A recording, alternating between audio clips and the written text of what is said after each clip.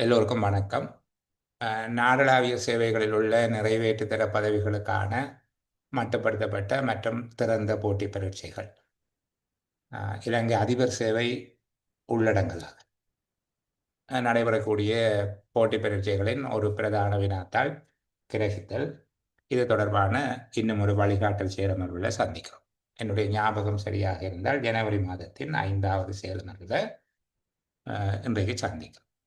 இந்த வினாத்தாளில் மிகுதியாக இருக்கிற வினாக்கள், தரப்பட்ட உரைப்பகுதிகளை வாசித்து அதன் கீழ் வினவப்பட்டுள்ள வினாக்களுக்கு விடையளித்தல் என்ற வகையிலான மிகுதியாக உள்ள 2 வினாக்கள் இருக்கிறது. அவற்றை நாங்கள் பார்க்கலாம். இந்த உரைப்பகுதியை நானும் நீங்களும் சேர்ந்து வாசிப்போம். இதனுடைய அர்த்தம், அதை வாசிக்கிற போது இந்த விதமாக வாசித்தா நல்லது என்பது.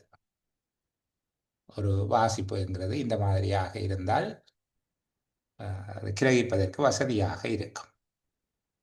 என்னுடைய பிள்ளைகள் கடந்த தடவை இலங்கை கல்வி நிர்வாக சேவை, இலங்கை நிர்வாக சேவை, இது தவிர்ந்த வேறு நாடளாவிய சேவை போட்டி பரீட்சைகளுக்கு 2023 காலப்பகுதியிலே தோற்றியவர்கள் பரீட்சை முடிந்து தங்களுடைய அபிப்பிராயத்தை தெரியப்படுத்துகிற போது, பரீட்சை மண்டபத்தில் நீங்கள் வாசிப்பது போல நாங்கள் உணர்ந்தோம் அப்படின்னு சொன்னாங்க. நீங்கள் வாசிக்கிற மாதிரி இருந்தது, நான் அப்படி நினைச்சு கொண்டு, நீங்கள் வாசிக்கிறீங்க என்று நினைச்சு கொண்டு தான் நாங்கள் வாசித்தோம், அப்படி தங்களுக்கு அது புரிந்தது என்பதாக. அப்படி ஒரு உணர்வு நிலை அல்லது ஒரு எண்ணப்பாங்கொண்டு உருவாகிறதுக்காகத்தான் நாங்கள் சேர்ந்து வாசிக்கிறோம் என்று சொல்லி போட்டு நான் வாசிக்கிறது. நீங்களும் அதே விதமான அந்த ரிதம், அந்த உள்வாங்க தன்மையோட சேர்ந்து வாசிப்பீங்க.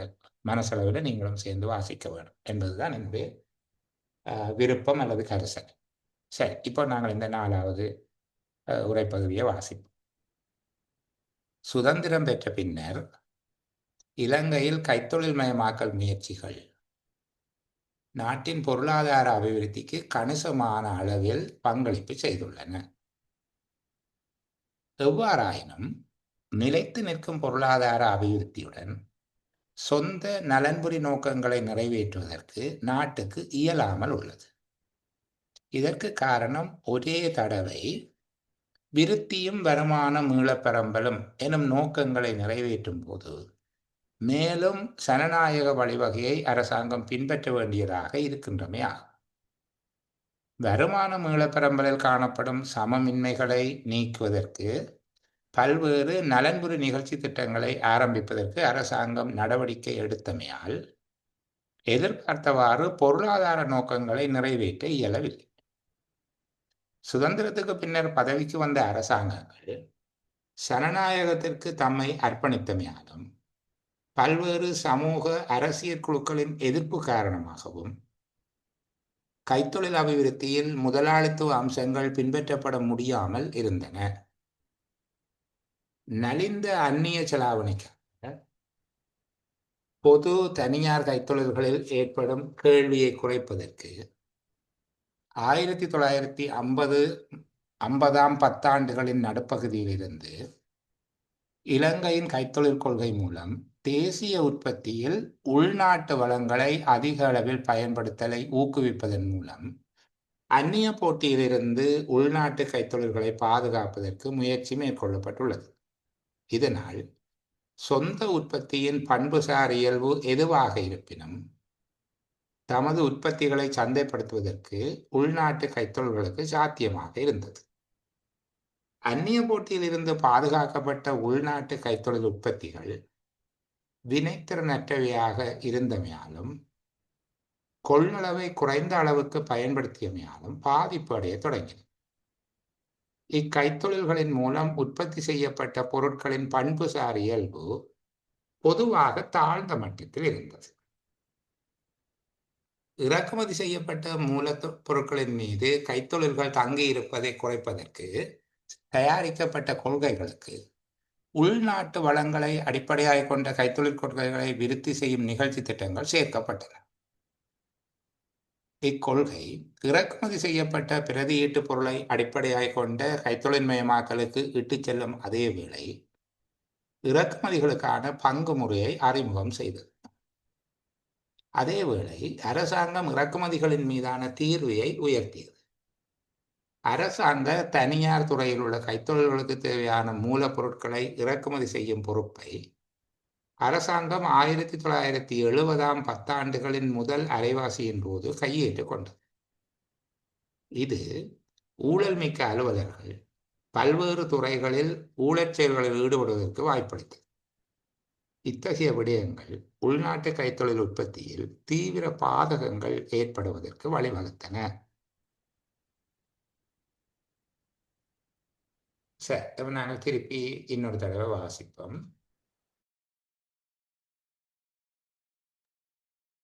சுதந்திரம் பெற்ற பின்னர் இலங்கையில் கைத்தொழில் மயமாக்கல் முயற்சிகள் நாட்டின் பொருளாதார அபிவிருத்திக்கு கணிசமான அளவில் பங்களிப்பு செய்துள்ளன.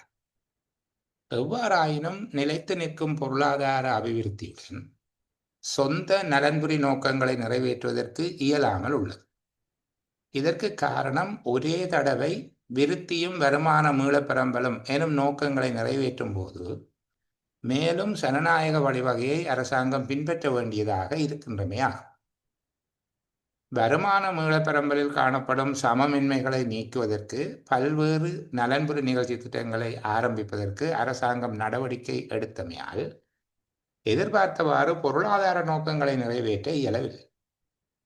சுதந்திரத்துக்கு பின்னர் பதவிக்கு வந்த அரசாங்கங்கள் ஜனநாயகத்திற்கு தம்மை அர்ப்பணித்தமையாலும் பல்வேறு சமூக அரசியல் குழுக்களின் எதிர்ப்பு காரணமாகவும் கைத்தொழில் அபிவிருத்தியில் முதலாளித்துவ அம்சங்கள் பின்பற்றப்பட முடியாமல் இருந்தன. நலிந்த அந்நிய செலாவணிக்காக பொது தனியார் கைத்தொழில்களில் ஏற்படும் கேள்வியை குறைப்பதற்கு 1950ஆம் பத்தாண்டுகளின் நடுப்பகுதியில் இருந்து இலங்கையின் கைத்தொழில் கொள்கை மூலம் தேசிய உற்பத்தியில் உள்நாட்டு வளங்களை அதிக அளவில் பயன்படுத்தலை ஊக்குவிப்பதன் மூலம் அந்நிய போட்டியில் இருந்து உள்நாட்டு கைத்தொழில்களை பாதுகாப்பதற்கு முயற்சி மேற்கொள்ளப்பட்டுள்ளது. இதனால் சொந்த உற்பத்தியின் பண்புசார் இயல்பு எதுவாக இருப்பினும் தமது உற்பத்திகளை சந்தைப்படுத்துவதற்கு உள்நாட்டு கைத்தொழில்களுக்கு சாத்தியமாக இருந்தது. அந்நிய போட்டியில் இருந்து பாதுகாக்கப்பட்ட உள்நாட்டு கைத்தொழில் உற்பத்திகள் வினைத்திறனற்றவையாக இருந்தமையாலும் கொள்ளளவை குறைந்த அளவுக்கு பயன்படுத்தியமையாலும் பாதிப்படைய தொடங்கின. இக்கைத்தொழில்களின் மூலம் உற்பத்தி செய்யப்பட்ட பொருட்களின் பண்புசார் இயல்பு பொதுவாக தாழ்ந்த மட்டத்தில் இருந்தது. இறக்குமதி செய்யப்பட்ட மூலப்பொருட்களின் மீது கைத்தொழில்கள் தங்கியிருப்பதை குறைப்பதற்கு தயாரிக்கப்பட்ட கொள்கைகளுக்கு உள்நாட்டு வளங்களை அடிப்படையாக கொண்ட கைத்தொழில் கொள்கைகளை விருத்தி செய்யும் நிகழ்ச்சி திட்டங்கள் சேர்க்கப்பட்டன. இக்கொள்கை இறக்குமதி செய்யப்பட்ட பிரதியீட்டு பொருளை அடிப்படையாக கொண்ட கைத்தொழில் மயமாக்கலுக்கு இட்டு செல்லும் அதே வேளை இறக்குமதிகளுக்கான பங்கு முறையை அறிமுகம் செய்தது. அதேவேளை அரசாங்கம் இறக்குமதிகளின் மீதான தீர்வையை உயர்த்தியது. அரசாங்க தனியார் துறையில் உள்ள கைத்தொழில்களுக்கு தேவையான மூலப்பொருட்களை இறக்குமதி செய்யும் பொறுப்பை அரசாங்கம் 1970ஆம் பத்தாண்டுகளின் முதல் அரைவாசியின் போது கையேற்றுக் கொண்டது. இது ஊழல் மிக்க அலுவலர்கள் பல்வேறு துறைகளில் ஊழற் செயல்களில் ஈடுபடுவதற்கு வாய்ப்பளித்தது. இத்தகைய விடயங்கள் உள்நாட்டு கைத்தொழில் உற்பத்தியில் தீவிர பாதகங்கள் ஏற்படுவதற்கு வழிவகுத்தன. சரி, இது தொடர்பாக இருக்கக்கூடிய கேள்விகளை நாங்கள் பார்க்கறதுக்கு முன்னால 5 கேள்விகள் 5 தானே 5 கேள்விகள் இதை பார்க்கறதுக்கு முன்னால இந்த உரைப்பகுதியை நீங்கள் பார்த்தீங்கன்னா கடந்த 2023ஆம் ஆண்டு இலங்கை கல்வி நிர்வாக சேவை போட்டி பரீட்சைக்கு வந்த உரைப்பகுதி போன்ற ஒரு உரைப்பகுதி. அதை விட இது இலகுவானது, அது மிக கடினமாக இருந்தது. இதில் சில எளிமையாக சொல்லக்கூடிய விடயங்களை கூட கடினமாக பேசியிருப்பது போல சில இடங்களில் நீங்கள் உணர்ந்திருப்பீர்கள் என்று நான் நினைக்கிறேன். சரிதானே? அப்போ சில இடங்கள் நாங்கள் விளங்கிக் கொள்வதற்கு வசதியாக அந்த பகுதிகளில் கலந்துரையாடுவோம் என்றது என்னுடைய விருப்பம். நான் கேட்டதுக்கு பிறகு பதில் சொல்லக்கூடிய ஆக்கள் மட்டும் மெக்கவுண்ட் பண்ணுங்க, இப்போ சொன்னால் போதுமான. இந்த ஒரே தடவை விருத்தியும் வருமான மீளப்பரம்பலும் எனும் நோக்கங்களை நிறைவேற்றும் போது. இந்த பகுதிக்கு எளிமையாக எனக்கு யார் விளங்கப்படுத்தி?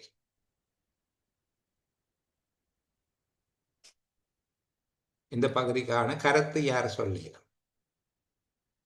ஒரே தடவை விருத்தியும் வருமான மீளப்பரம்பலும் எனும் நோக்கங்களை நிறைவேற்றும் போது. முகமட் பேசுங்க. Good evening sir. ரெண்டு முகமட் இருக்கு. திட்டத்தை சொல்லுது. சரி, ரெண்டு பேர் ஒரே பேர்ல இருக்கிறீங்க. யார் கதைக்கிறீங்க? அபிவிருத்தி திட்டத்தை பத்தி சொல்லுது. சொல்லுங்க போ. இனி சரி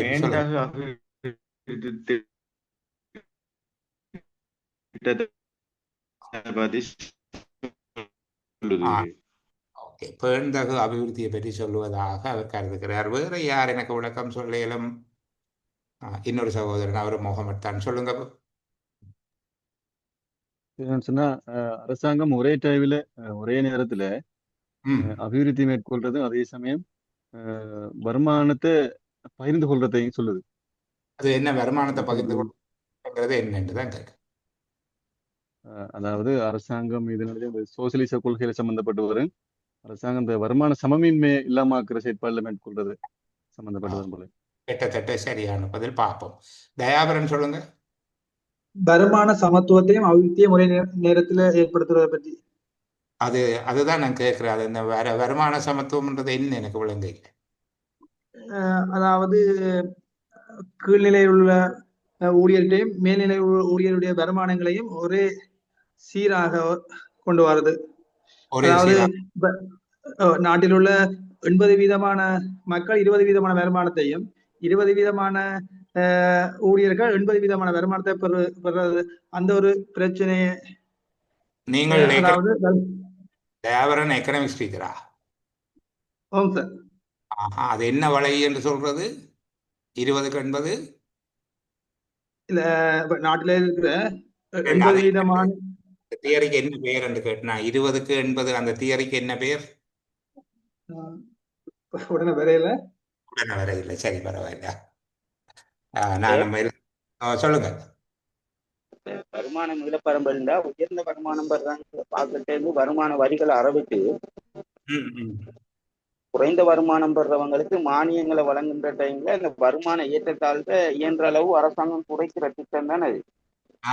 சரி ஓகே. அப்ப இப்ப இதுல நான் கேட்கறது அந்த விடயம் என்னன்னு சொல்லியிருக்கா சொல்லுங்களேன் இஸ்தியாக்.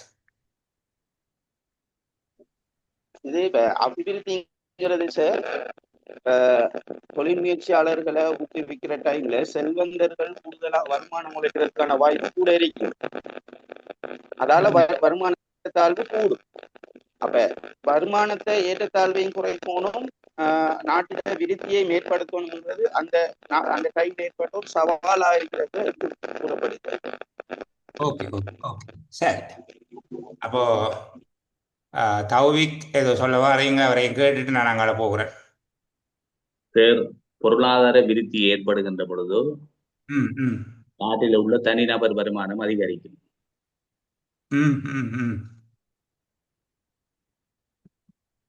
சரி, அப்ப நாங்கள் இந்த பகுதியை கொஞ்சம் பார்ப்போம். இதையும் கேட்டுட்டேன்னா இதை வாசிக்கிற போது எல்லாருக்கும் அந்த பகுதியை புரிந்து கொள்ளக்கூடியதாக இருக்கிறதா என்று சொல்லி சில பேர் இன்னும் கூடுதலாகவே புரிந்து கொண்டிருக்கிறார்கள். உதாரணத்துக்கு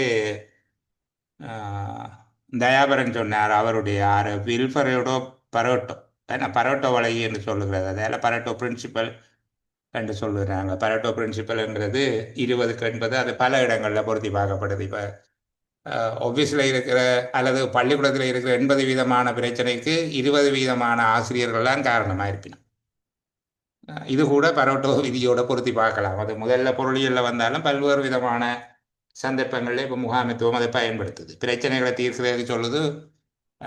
இப்போ 100 டீச்சர்ஸ் இருக்கிற இடத்துல பள்ளிக்கூடத்தில் வர எல்லா பிரச்சனைக்கும் ஒரு 20 பேர் தான் காரணமாக இருப்பாங்க. அவங்கெல்லாம் 80 பிரச்சனையை கொண்டு வருவாங்க. 100 பிரச்சனை இருக்குது பள்ளிக்கூடத்தில் இருந்தால் அதில் 20 பேர் 80 பிரச்சனையை உண்டாக்குவாங்க. மிச்சம் 80 பேர் சேர்ந்து 20 பிரச்சனையை உண்டாக்குவாங்க. அப்ப அந்த 20 பேரையும் திருத்தி விட்டா 80 வீத பிரச்சனை இல்லாம போயிடும் என்று சொல்லி, இது பரோட்டோ விதி என்று சொல்றது, பரோட்டோ பிரின்சிபல் என்று. அது முதல் இத்தாலியிலே ஒரு எக்கனாமிஸ்ட் தான் அதை கொண்டு வந்தவர், ஒரு எக்கனாமிக் தியரியாக தான் அதை கொண்டு வந்தவர். என்னென்றால், அங்க இருக்கிற 20 வீதமான மக்கள்கிட்ட 80 வீதமான நிலம் இருந்தது. மிச்சம் 80 வீதமான மக்களுக்கு 20 வீத நிலம் பங்கிடப்பட்டது. இதான் அந்த பேசிக். தயாவரன் எக்கனாமிக் ஸ்பீக்கர்ன்றபடியே அவருக்கு அது தெரிஞ்சிருந்தது, வருமான மீள் பங்கீடு சம்பந்தமா. சரி, கொஞ்சம் தெரிஞ்சு கொள்வோம், சில விஷயங்களை தெரிகிறதுல நட்டம் ஒன்றும் இல்லை தானே. இப்போ இங்கே சொல்லப்பட்டதை எளிமையாக நாங்கள் புரிந்து கொள்கிறேன்னா, ஒரே நேரத்தில் நாட்டின் முதலீட்டு நடவடிக்கைகளையும் மக்களுக்கு நிவாரணம் கொடுக்கிற நடவடிக்கைகளையும் செய்வது அரசாங்கத்துக்கு சிரமமானதாக இருந்தது. அரசாங்கத்தில் கிடைக்கிற காசை வச்சுக்கொண்டு அரசாங்கம் கைத்தொழில் மயமாக்கல், முதலீட்டு நடவடிக்கைகள், தொழிற்சாலைகளை ஆரம்பிப்பது, இந்த மாதிரியான நடவடிக்கைகளை செய்யலாம், அல்லது மக்களுக்கு நிவாரணம் வழங்கலாம் என்றிருக்கே தவிர சேம் டைமில் ரெண்டையும் செய்யக்கூடிய அளவு வலிமை உள்ளதாக அரசாங்கத்தின் நிதி நிலைமைகள் இல்லை. அப்போ இந்த நோக்கங்களை நிறைவேற்றுகிற போது இன்னும் மக்களினுடைய குரலுக்கும் அரசாங்கம் செவி சாய்க்க வேண்டியதாக இருந்தது. இப்போ அஸ்வேசுமா எல்லாருக்கும் கொடுத்த முடியவும் திருப்பி இன்னும் பல பேர் வரிசையாக நிற்கிறாங்க, எங்களுக்கு அஸ்வேசுமா தான் அங்கே. அப்போ அரசாங்கம் அவர்களுடைய குரலுக்கும் செவி கொடுக்க வேண்டி இருக்கிறது. இப்போ பிரதானமாக IMF சொன்னது நிவாரண நடவடிக்கைகளை நிறுத்தணும், இலங்கை முன்னுக்கு போக வேணுமாக இருந்தால் நிவாரண நடவடிக்கைகளை நிறுத்தும். இலங்கையின் வறுமை சம்பந்தமாக பல உரைப்பகுதிகள் கடந்த காலங்களில் வந்திருக்குது கிரகித்தல. அதை புரிந்து கொள்வதற்கான ஒரு அடிப்படை விடயத்தை உங்களோட பேசுகிறேன். இலங்கையினுடைய வறுமை தணிப்பு திட்டங்கள் ஒருபோதும் வறுமையை தணித்ததாக இல்லை. எங்களுடைய ஞாபகத்துக்கு கட்டின காலத்தில் இருந்து இந்த நிவாரண திட்டங்கள், வறுமை தணிப்பு திட்டங்கள் இருக்கு. இப்போ கடைசியாக இருக்கிற சமுர்த்தி, உங்களோட பிரதேசத்தில் சொல்லுங்க, வறுமையை ஒழிப்பதற்காக மக்களுக்கு சமுர்த்தி கொடுத்து எந்த ஒரு குடும்பமாவது சமுர்த்தியின் காரணமாக எங்களோட வறுமை ஒழிக்கப்பட்டுடுது, நாங்கள் வறுமையிலிருந்து வெளியே வந்துட்டோம், இனி எங்களுக்கு சமுர்த்தி வேண்டாம் என்று சொல்லி அந்த திட்டத்திலிருந்து வெளியே போன ஒருவரை காட்டுங்க. எனக்கு வறுமை ஒழிப்பதற்காக தானே சமுர்த்தி கொடுக்குறோம், தொடர்ந்து நிவாரணம் கொடுக்குற நோக்கமாக இல்லை தானே. அப்போ சமுர்த்தி திட்டத்தில் இருந்து நான் வறுமை நீங்கிட்டுது, வெளியே வந்துட்டேன் வறுமையில் இருந்தேன் யாராவது சொல்லியிருக்கிறானா? இல்லை. இப்போ இந்த விடயத்தை தான் நாங்கள் ஆழமாக பேசுவோம். வேறொரு உரைப்பகுதி, அழகான உரைப்பகுதி இருக்குது, பாஸ் பேப்பர் ஒன்றில், அப்போ கலைப்போம். இப்போ பார்ப்போம். இதில் சொல்லப்பட்டிருக்கிறது ஒரே சேம் டைமில், ஒரே தடவை விருத்தியும் வருமான மீள்வரம்பலம் என்ற நோக்கங்களை, அதாவது நாட்டினுடைய முதலீட்டு நடவடிக்கைகளையும் மக்களுக்கு நிவாரணம் வழங்குகிற நடவடிக்கைகளையும் செய்வதிலே அரசாங்கத்துக்கு சிரமம் இருந்தது. அப்படி பொருளாதார நோக்கங்களை நிறைவேற்றுவதற்கு அரசாங்கத்தினால முடியும். ஜனநாயகத்துக்கு செவி சாய்த்ததாலையும் சமூக அரசியல் குழுக்கள் எதிர்ப்பாலையும் கைத்தொழில் நடவடிக்கைகளை முதலாளித்துவ அம்சங்களுக்கும் இட்டு செல்ல முடியவில்லை. அதாவது கைத்தொழில் நடவடிக்கைகளை தனியார் மயமாக்குதல் அல்லது லாபத்தை அடிப்படையாக கொண்ட தொழில் முயற்சிகளை மேற்கொள்ளுதல், லாபத்தை பிரதான நோக்காக கொண்டு செயற்படுதல் என்பது இயலாமல் போயிட்டு. அப்படி பல இடங்களில் புரிந்து கொள்ள முடியாத சில விடயங்கள் சொல்லப்பட்டிருக்குது, அல்லது புரிந்து கொள்வதற்கு கடினமான விடயங்கள். இதனுடைய கருத்து யார் சொல்ல போறீங்க? உற்பத்தி செய்யப்பட்ட பொருட்களின் பண்புசார் இயல்பு பொதுவாக தாழ்ந்த மட்டத்தில் இருந்தது என்பதனுடைய அர்த்தம் என்ன?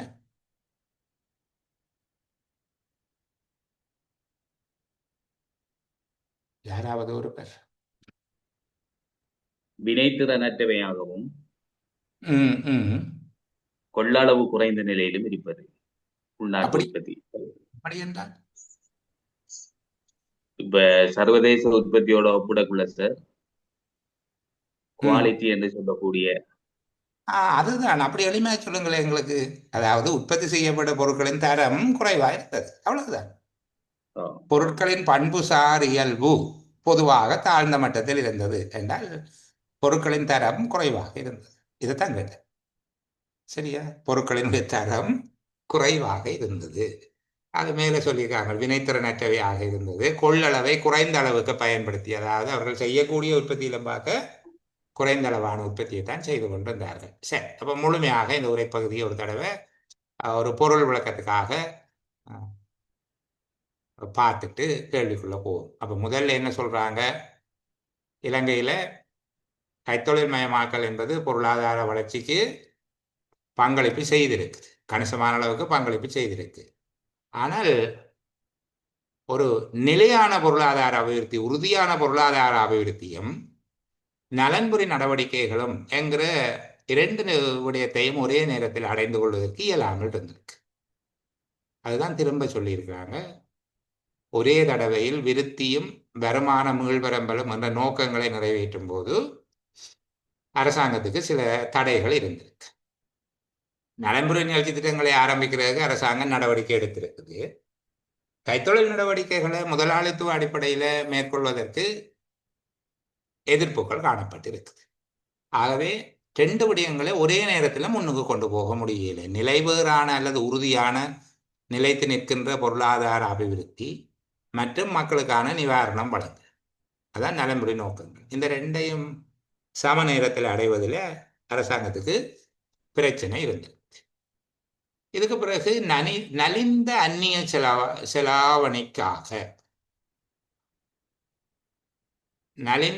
செலாவணிக்காக வெளிநாட்டு பணத்துக்கு இருந்த தட்டுப்பாடு, வெளிநாட்டு நாணயத்துக்கு இருந்த தட்டுப்பாடு, அரசாங்கத்தின் கையில் இருந்த வெளிநாட்டு நாணயத்தினுடைய அளவு குறைவாக இருந்ததால அரசாங்க தனியார் கைத்தொழில்களில் ஏற்படுகின்ற கேள்வியை குறைப்பதற்கு 1950ஆம் பத்தாண்டுகளின் நடுப்பகுதியில் இருந்து, நாங்கள் சுருக்கமாக 1955 இருந்து இலங்கையின் கைத்தொழில் கொள்கை மூலம் தேசிய உற்பத்தியில் உள்நாட்டு வளங்களை அதிக அளவில் பயன்படுத்தலை ஊக்குவிப்பதன் மூலம் அந்நிய போட்டியில் இருந்து உள்நாட்டு கைத்தொழில்களை பாதுகாப்பதற்கு முயற்சி மேற்கொள்ளப்பட்டுள்ளது.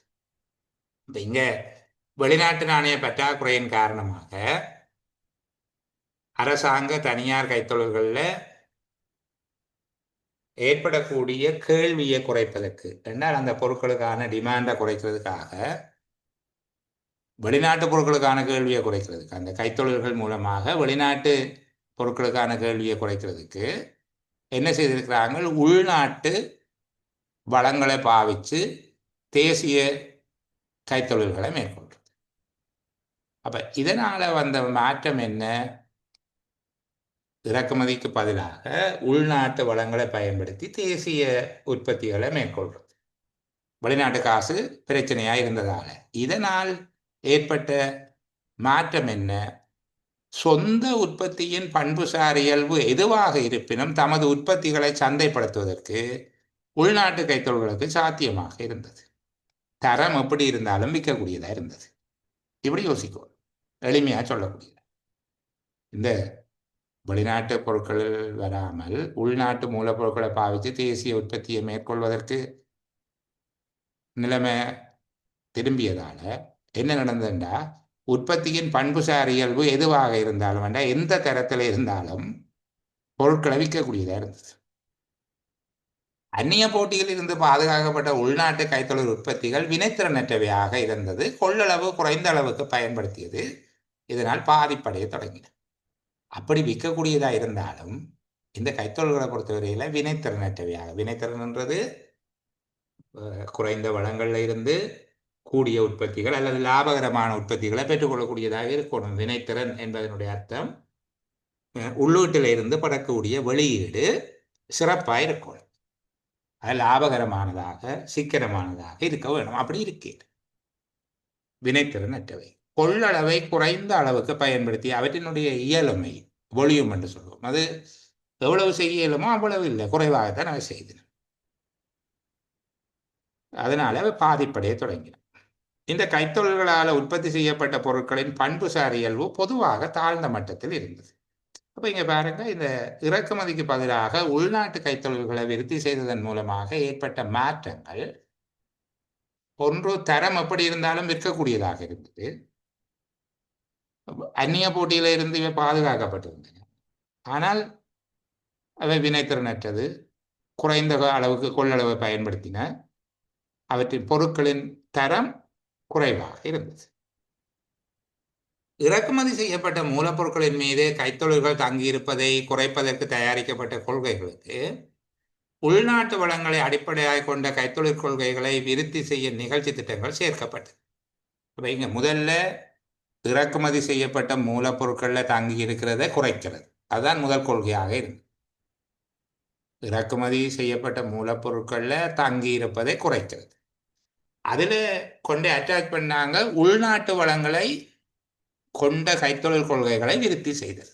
இப்போ இந்த ரெண்டும் ஒன்றின் பிரதியீடாக இன்னொன்று உருவாக்கப்படுது. அதாவது இறக்குமதி செய்யப்பட்ட மூலப்பொருட்களை குறைக்கிறது என்றது ஒரு கொள்கை. ரெண்டாவது உள்நாட்டு மூலப்பொருட்களை பயன்படுத்துவது என்கிற ஒன்று. ரெண்டும் ஒன்றோடு ஒன்று சேர்க்கிறாங்க. அப்போ இதில் கருத்து என்னென்னா, இறக்குமதி செய்யப்படுகிற மூலப்பொருட்களுக்கு பதிலாக உள்நாட்டு மூலப்பொருட்களை பயன்படுத்தி உற்பத்தியை மேற்கொள்ளும்.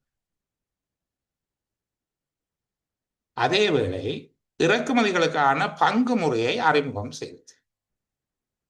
இப்போ 2 சிஸ்டம் இங்கே நடக்குது. ஒன்று, இறக்குமதிக்கு பதிலீடாக உள்நாட்டு பொருட்களை பயன்படுத்துறதுக்கு ஒரு கொள்கை உருவாக்கப்படுகிறது.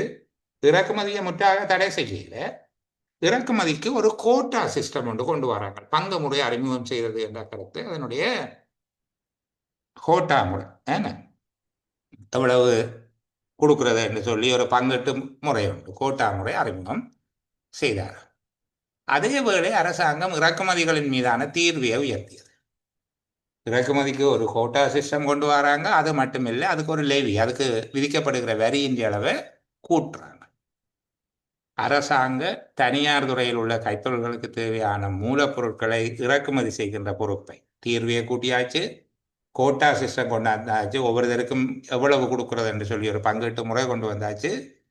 70ஆம் பத்தாண்டுகளின் முதல் அரைவாசியின் போது, என்றால் 75க்கு முன்னுக்கு அரைவாசியின் போது தேவையான மூலப்பொருட்களை இறக்குமதி செய்யும் பொறுப்பை அரசாங்கம் பொறுப்பேற்றுக் கொண்டது. இதனால ஊழல் மிக்க அலுவலர்கள் பல்வேறு துறைகளில் ஊழல் செயல்களில் ஈடுபடுவதற்கு வாய்ப்பளிது. அந்த காலத்தில் இந்த இறக்குமதி சார்ந்த விடயங்களில் பல்வேறு அலுவலர்கள் ஊழலில் ஈடுபடுறதுக்கு வாய்ப்பளித்தது என்று சொல்லி சொல்றாங்க. இதனால உள்நாட்டு கைத்தொழில் உற்பத்தியில் தீவிரமான பாதகங்களுக்கு வழி ஏற்பட்டது. இந்த காலப்பகுதியை சேர்ந்தவர்கள் யாரேனும் இருந்தால், உங்களிடம் மூத்தவர்கள் சில பேர் இருப்பார்கள், அவர்கள்ட்ட கேட்டு பார்த்தீங்கன்னா இதை பற்றி சொல்லுவாங்களா. அந்த காலத்தில் கோதுமை மாவு உட்பட அனைத்தும் கோட்டா முறையில் தான் இறக்குமதி செய்யப்பட்டது. எனக்கு என்னிலும் மூத்தவர் ஒருவர் தன்னுடைய அனுபவத்தை பகிர்ந்து கொள்கிற போது சொன்னார், தான் சிறுவனாக இருந்தபோது ஒரு ராத்தல் பான் வாங்குறதுக்கு யூனியன் பேக்கரியில் போய் லைனில் நிற்கிறதா. அதை வாங்கினா மிக பாதுகாப்பாக கொண்டு ஓடி போகணும், வீட்டை இடையில பறிச்சிடுவாங்க யாராவது. அந்த மாதிரி இந்த 70 இருந்து 77க்குள்ள பிறந்த ஆக்களோட ஒரிஜினல் பர்த் சர்டிஃபிகேட், அந்த காலத்தில் அவர்களுடைய கையில் கொடுக்கப்பட்ட பர்த் சர்டிஃபிகேட் இருந்தால் அதில் பார்த்தீங்கன்னா அந்த பர்த் சர்டிஃபிகேட் எல்லாத்துலேயும் சங்கக்கடை மேனேஜரோட கையெழுத்து நிறைய இருக்கு. ஏனென்றால் பங்கீட்டு முறையில் தான் பால்மா வழங்கப்பட்டது. அந்த பர்த் சர்டிஃபிகேட்டில் பதிஞ்சு போட்டு தான் பால்மா கொடுக்குறது. இப்படியான ஒரு காலகட்டத்தில் கைத்தொழில்கள் மீது மேற்கொள்ளப்பட்ட நடவடிக்கை இது ஒரு இலங்கையின் கைத்தொழில் வரலாற்றை பற்றி படிக்கிற போது மிகவும் இன்ட்ரெஸ்டிங்கான ஒரு ஏரியா. சரிதானே? அந்த காலப்பகுதியில் உள்ளூர் துணிகள், இனிப்பு வகைகள், பேனாக்கள், கண்ணாடிகள் போன்ற பல்வேறு பொருட்களினுடைய உற்பத்தி மிக உயர்வாக இருந்தது. அது என்ன தரத்தில் இருந்தாலும் வித்துறது. அதுபோல் விவசாய விளைபொருட்களுக்கு மரவள்ளி, குரக்கன், சாமை போன்ற உள்ளூர் உணவுப் பொருட்களுக்கு மிகப்பெரிய கேள்வி இருந்தது. ஸ்ரீமாவோ பண்டாரநாயக்காவினுடைய அரசாங்கம் கவிழ்ந்து ஐக்கிய தேசிய கட்சி அரசாங்கம், ஏஆர் ஜெயவர்தனாவுடைய அரசாங்கம் 3-2 கூடிய பெரும்பான்மையோடு ஆட்சி பொறுப்பை கையேற்பதற்கு இதுதான் பிரதான காரணமாக இருந்தது. இது ஒரு இலங்கை மிக முக்கியமான வரலாற்றின் ஒரு துளி இதுக்குள்ள பேசப்பட்டிருக்கு. அது சரி, கேள்விக்குள்ள போகும். எழுத்தாளர் கைத்தொழில் அபிவிருத்தியில் பின்பற்றத்தக்க எத்தனை நடைகளை இங்கு குறிப்பிடுகின்றார்? எழுத்தாளர் கைத்தொழில் அபிவிருத்தியில் பின்பற்றத்தக்க எத்தனை நடைகளை இங்கு குறிப்பிடுகின்றார்? அவை யாவை? 4 தடைகளை. தடைகளா சொல்லப்பட்டிருக்கு?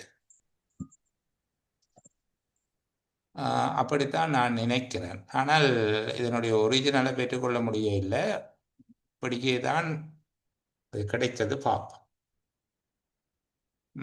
தடைகளை தான் இருக்கு சார். நடைமுறை பின்பற்றத்தக்க தடைகள் என்று சொல்லி வாரதுக்கு வாய்ப்பில்லை. நடைமுறைகள் எதிர்நோக்கப்படும். அப்ப நடைகள் என்பதுதான் சரியாக இருக்கு. சரிதானே? நடைகள் என்பது வலிமையாவே இந்த பந்தியே ஒரு விசித்திரமான தமிழ்தான் இதுல இருக்குது. அப்ப நடைமுறைகள் என்பதற்கு பதிலாக அவர் நடைகள் என்று போட்டிருப்பார் என்று கருதி கொண்டு விடையளிப்போம். 4 சொன்னாரு எனக்கு மோகன் சொல்லுங்களேன், இந்த 4 என்னென்னு கேட்போம். 4 மண்டா சார். ஜனநாயக வழி அரசாங்கம் ஜனநாயக வழியை பின்பற்ற வேண்டிய நிலைமை இருந்தது. ரெண்டாவது பல்வேறு நலன்புரி திட்டங்களை அமல்படுத்த வேண்டிய சந்தர்ப்பம் இருந்தது. அடுத்தது அரசாங்கம் ஜனநாயகத்துக்கு தன்மை அர்ப்பணிக்காததால இத சரியா நடைமுறைப்படுத்த முடியல அந்த பொருளாதார. அடுத்தது பல்வேறு சமூக அரசியல் எதிர்ப்பு சொல்லுங்க. இதுல நிறைய விஷயங்கள் மறுதலையா சொல்லப்பட்டிருக்கு சார். சொல்லுங்க. அதை உடன்பாடாக நாங்க மாற்றணும் சார். அதுல முதலாவது சார், விருத்தியும் வருமான மீளப்பரம்பலும் எனும் நோக்கத்தை அடைவதற்கு அரசாங்கம் ஜனநாயக வழிமுறைகளை பின்பற்ற வேண்டும். இரண்டாவது சார், கைத்தொழில் அபிவிருத்தியில் முதலாளித்துவ அம்சங்கள் பின்பற்றப்பட வேண்டும். ஓகே. மூன்றாவது சார், உற்பத்தி செய்யப்பட்ட பொருட்களின் பண்புசார் இயல்பு பொதுவாக உயர்ந்த மட்டத்தில் இருப்பதை உறுதி செய்தல் வேண்டும். நான்காவது சார், உள்நாட்டு வளங்களை அடிப்படையாக கொண்ட கைத்தொழில் கொள்கைகளை விருத்தி செய்தல் வேண்டும். ஓகே. ஐந்தாவது சார், தனியார் துறையில் உள்ள கைத்தொழில்களுக்கு தேவையான மூலப்பொருட்களை இறக்குமதி செய்வதை அரசாங்கம் பொறுப்பேற்க வேண்டும். இதில் நடுநிலைமை காணப்பட வேண்டும். சொல்லியிருக்கிறீங்க. ஓகே ஓகே பாப்போம். அப்ப இங்க இந்த கேள்வியை திரும்பவும் நான் உங்களுக்கு காட்சிப்படுத்துகிறேன். இதை விட சிறப்பாக விடை சொல்ல முடியும் என்று நம்புகிறவர்கள் எனக்கு பதில் சொல்லலாம். எழுத்தாளர் கைத்தொழில் அபிவிருத்தியில் பின்பற்றத்தக்க எத்தனை நடைகளை இங்கு குறிப்பிடுகின்றார், அவை யாவை என்று கேட்கப்பட்டிருக்கு. சரிதானே? கைத்தொழில் அபிவிருத்தியில பின்பற்றத்தக்க நடைகள் எத்தனை இருக்குது, அது என்ன? 2 பேர் 2 விதமாக பதில் சொல்லி இருக்கிறார்கள். எனக்கு அதை முழுமையாக நான் ஓம் சரி அப்படின்ட்டு அங்கால கடந்து போக முடியல. வேறு யாராவது? ரிஃபான் பேசுங்களே, முகமது ரிஃபான் சொல்ல போறீங்களா? அபிப்பிராயம் எதுவும் இருக்கா?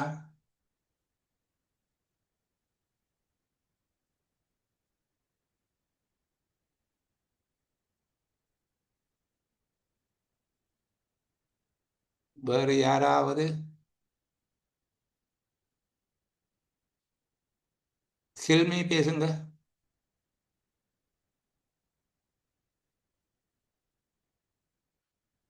நான் பேசுறது கேக்குதா முதல்? ஆமா. என்ன சில்மி இருக்கிறீங்களா லைன்ல?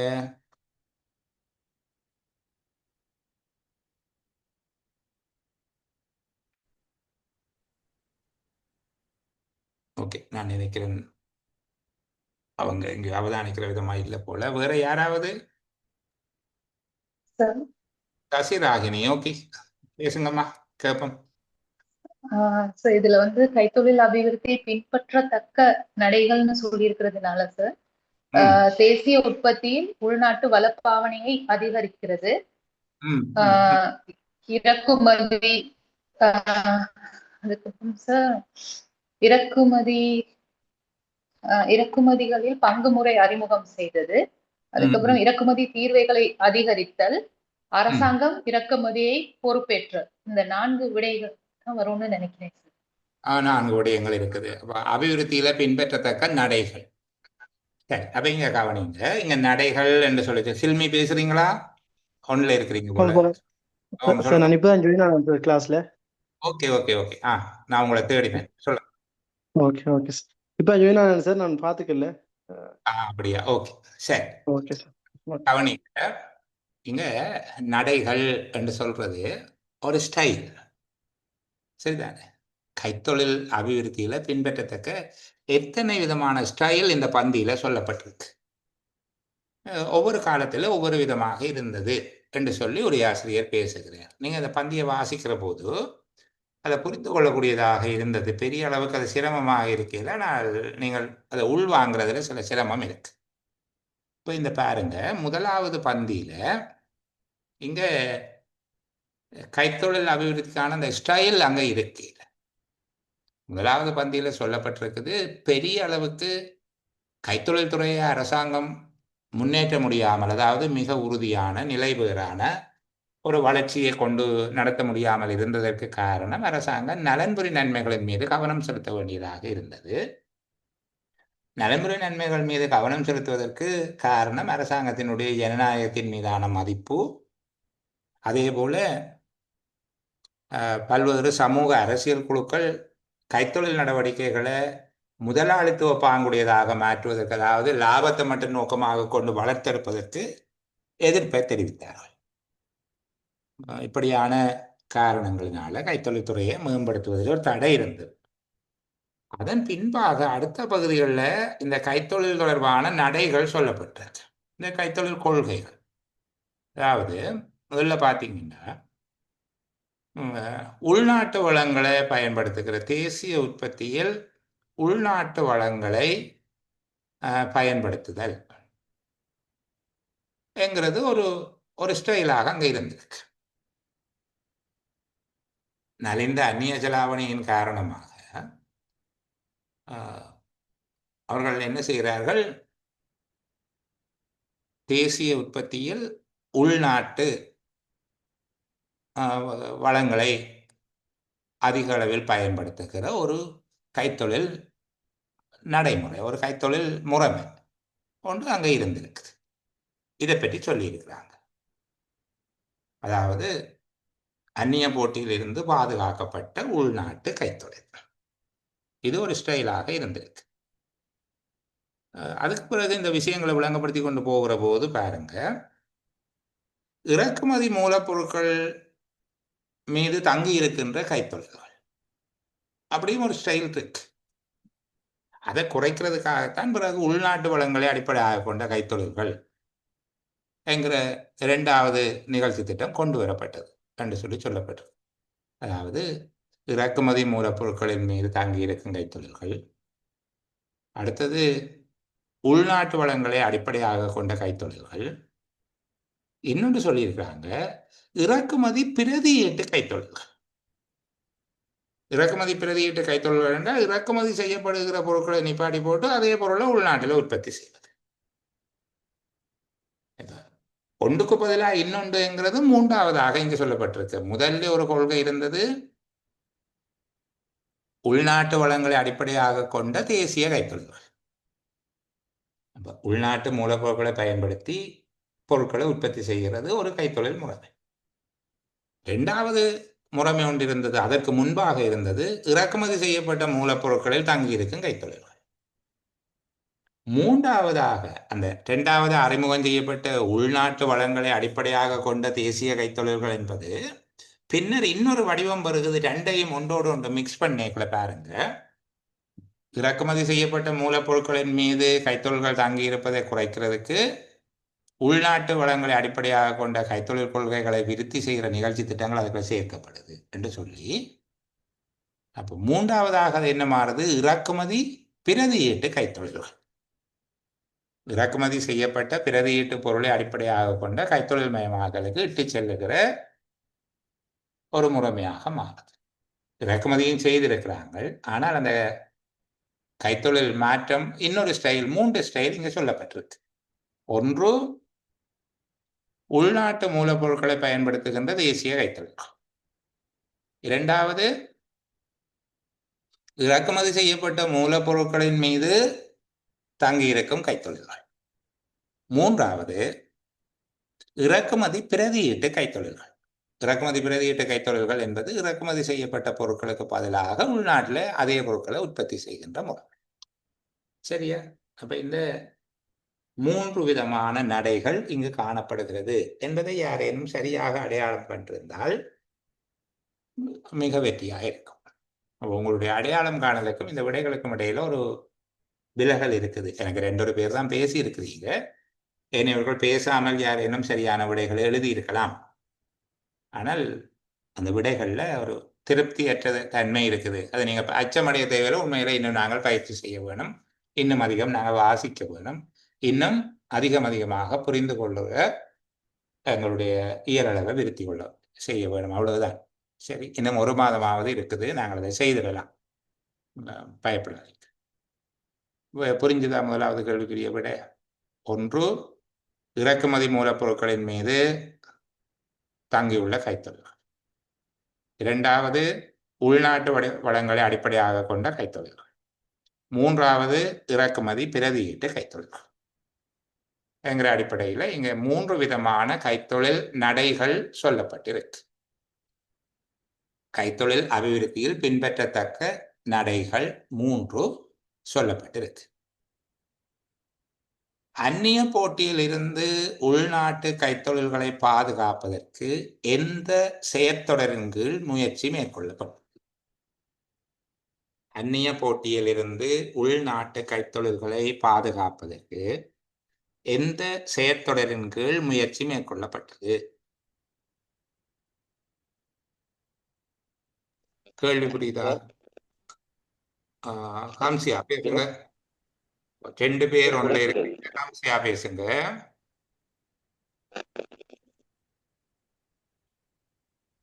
ஆமாம் சார். அந்த தேசிய உற்பத்தியில உள்நாட்டு வளங்கள் அதிக அளவில் பயன்படுத்தலை ஊக்குவிப்பதன் மூலம், அந்நிய போட்டியில் இருந்து அந்த உள்நாட்டு ஊக்குவித்தல் என்ற செயற்தொடரின் மூலம் எந்த செயற்தொடரின் கீழ் முயற்சி மேற்கொள்ளப்பட்டது? எந்த பகுதியில் இருக்குமா?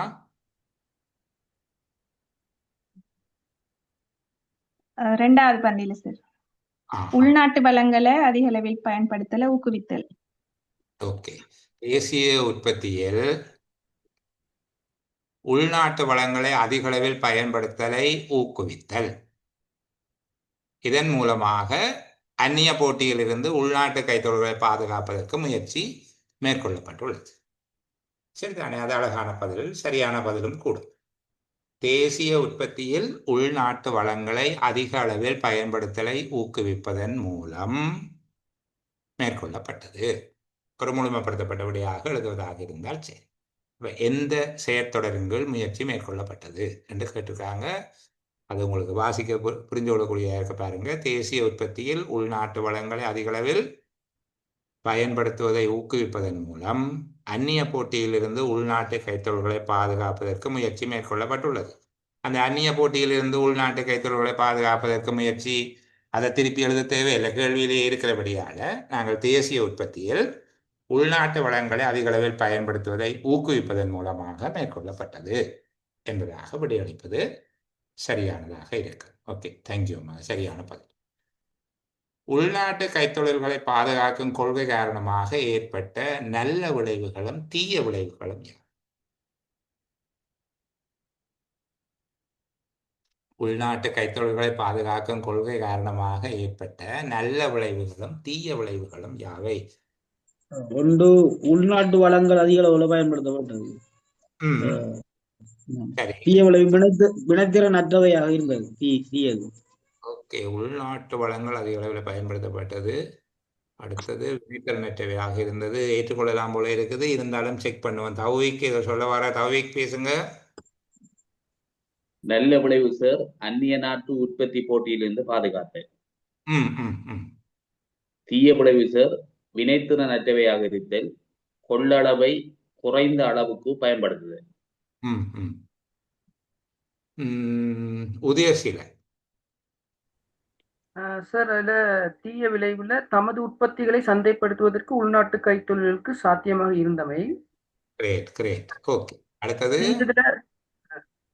தீயதுல உள்நாட்டு கைத்தொழில் உற்பத்திகள் வினைத்திறனற்றதாக இருந்தமையும், கொள்ளளவு குறைந்த அளவுக்கு பயன்படுத்தப்பட்டமையும், பண்புசார் மிக தாழ்ந்த மட்டத்துல காணப்பட்டது.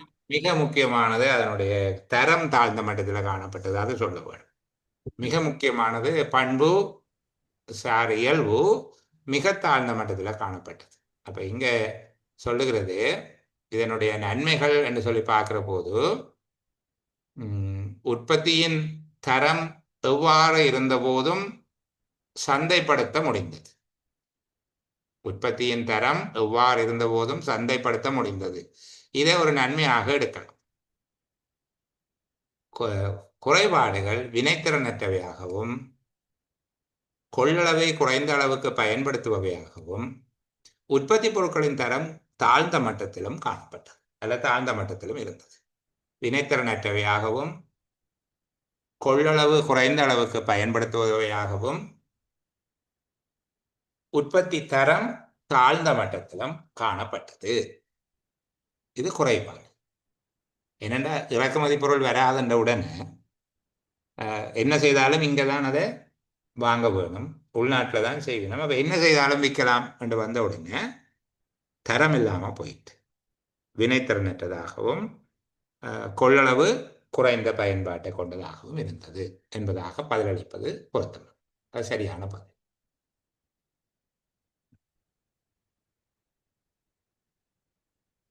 அப்போ அடுத்ததுக்கு பார்ப்போம். இறக்குமதி செய்யப்பட்ட மூலப்பொருட்களின் மீது கைத்தொழில்கள் தங்கியிருப்பதை குறைப்பதற்கு தயாரிக்கப்பட்ட கொள்கைகள் காரணமாக கைத்தொழில் அபிவிருத்தியுடன் தொடர்புபட்ட மாற்றங்களும் தீய விளைவுகளும் யாவை? இறக்குமதி செய்யப்பட்ட மூலப்பொருட்களின் மீது கைத்தொழில்கள் தங்கியிருப்பதை குறைப்பதற்கு தயாரிக்கப்பட்ட கொள்கைகள் காரணமாக கைத்தொழில் அபிவிருத்தியுடன் தொடர்புபட்ட மாற்றங்களும் தீய விளைவுகளும் யாவை? இறக்குமதி மூலப்பொருட்கள் தங்கியிருக்கும் உற்பத்தி குறைத்தல், உள்நாட்டு மூலப்பொருட்கள் உற்பத்தியை பயன்படுத்துதல், இறக்குமதிக்கு இந்த கோட்டா முறையை அறிமுகப்படுத்தும் பங்கு முறைகளை இறக்குமதி பொருட்களுக்கு சரி சொல்லுங்க. பார்ப்போம். ஓகே, சரி பார்ப்போம். இன்னும் ஒரு கால் வேறு யாரும் சொல்லுங்கம்மா இதோட வேற விடைகள் என்று சொல்லி. உதயசீலன் பேசுங்க சார். மாற்றமாக இறக்குமதி செய்யப்பட்ட பிரதீட்டு பொருளை அடிப்படையாக கொண்ட கைத்தொழில் மயமாக்கலுக்கு இட்டு சென்றமை ஒரு மாற்றமாகும் சார். அதுல தீய விளைவுகளாக இறக்குமதிக்கான பங்கு முறை அறிமுகம் செய்ததும், அரசாங்கம் இறக்குமதி மீதான தீர்வை அதிகரித்தமையும், ஊழல் மிக்க அலுவலர்கள் பல்வேறு துறைகளில் ஊழல் செயல்களில் ஈடுபடுவதற்கு வாய்ப்பு அதிகமாக ஏற்பட்டது.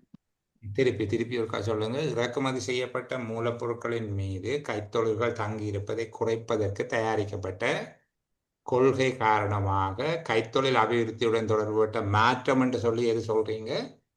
இறக்குமதி செய்யப்பட்ட பிரதீட்டு பொருளை அடிப்படையாக கொண்ட கைத்தொழில் மயமாக்கம் ஒன்று உருவாகியமை. தீய விளைவாக சார் இறக்குமதிக்கான பங்கு முறை அறிமுகம் செய்ததும், அரசாங்கம் இறக்குமதி மீதான தீர்வை அதிகரித்ததும், அடுத்தது ஊழல் மிக்க அலுவலர்கள் பல்வேறு துறைகளில் ஊழல் செய்வதற்கான வாய்ப்பு அதிகமாக ஏற்பட்டது. இங்கே இறக்குமதி செய்யப்பட்ட மூலப்பொருட்களின் மீது கைத்தொழில்கள் தங்கி இருப்பதை குறைப்பதற்கு தயாரிக்கப்பட்ட கொள்கைகளுக்கு உள்நாட்டு வளங்களை அடிப்படையாக கொண்ட கைத்தொழில் கொள்கைகள் விருத்தி செய்ய நிகழ்ச்சி திட்டங்கள் சேர்க்கப்பட்டது. இந்த கொள்கை இப்படித்தானே சொல்றாங்க. இக்கொள்கை இறக்குமதி செய்யப்பட்ட பிரதியீட்டு பொருளை அடிப்படையாக கொண்ட கைத்தொழில் மயமாக்கலுக்கு இட்டு சென்றது. இது மாற்றம், அப்படித்தானே? அதேவேளை இறக்குமதி பங்கு முறை அறிமுகம், இறக்குமதி தீர்வு அதிகரிப்பு, மூலப்பொருள் இறக்குமதியை அரசாங்கம் பொறுப்பேற்றதால் அலுவலர்கள் ஊழல் செயல்களில் ஈடுபடுவதற்கு வாய்ப்பளித்தமை என்கிற விடயங்கள், அதில் ஏற்பட்ட பாதிப்புகள் என்கிற அடிப்படையில் எடுக்கலாம். சரி, நல்ல பதில், பொருத்தமானது. இப்போதைக்கு வச்சுக்கொள்வோம். சில வேளை நாங்கள் எழுதிக்கொள்ள ஈனாக்கு எழுதின பதில் ஈனாக்கு வருமா என்கிற மாதிரி ஒரு சந்தேகம் இருந்தது. அப்படி அல்ல, அது மேலே இருக்குது, இது அடுத்ததாக இருக்கு. இப்பந்திகளில் காணப்படுகின்றவாறு சுதந்திரத்துக்கு பின்னர் இலங்கையில் மேற்கொள்ளப்பட்ட கைத்தொழில் மயமாக்கல் முயற்சிகள் யார்?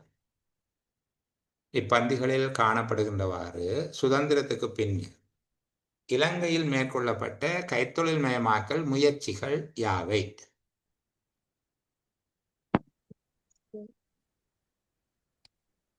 பிரியா கதைங்க.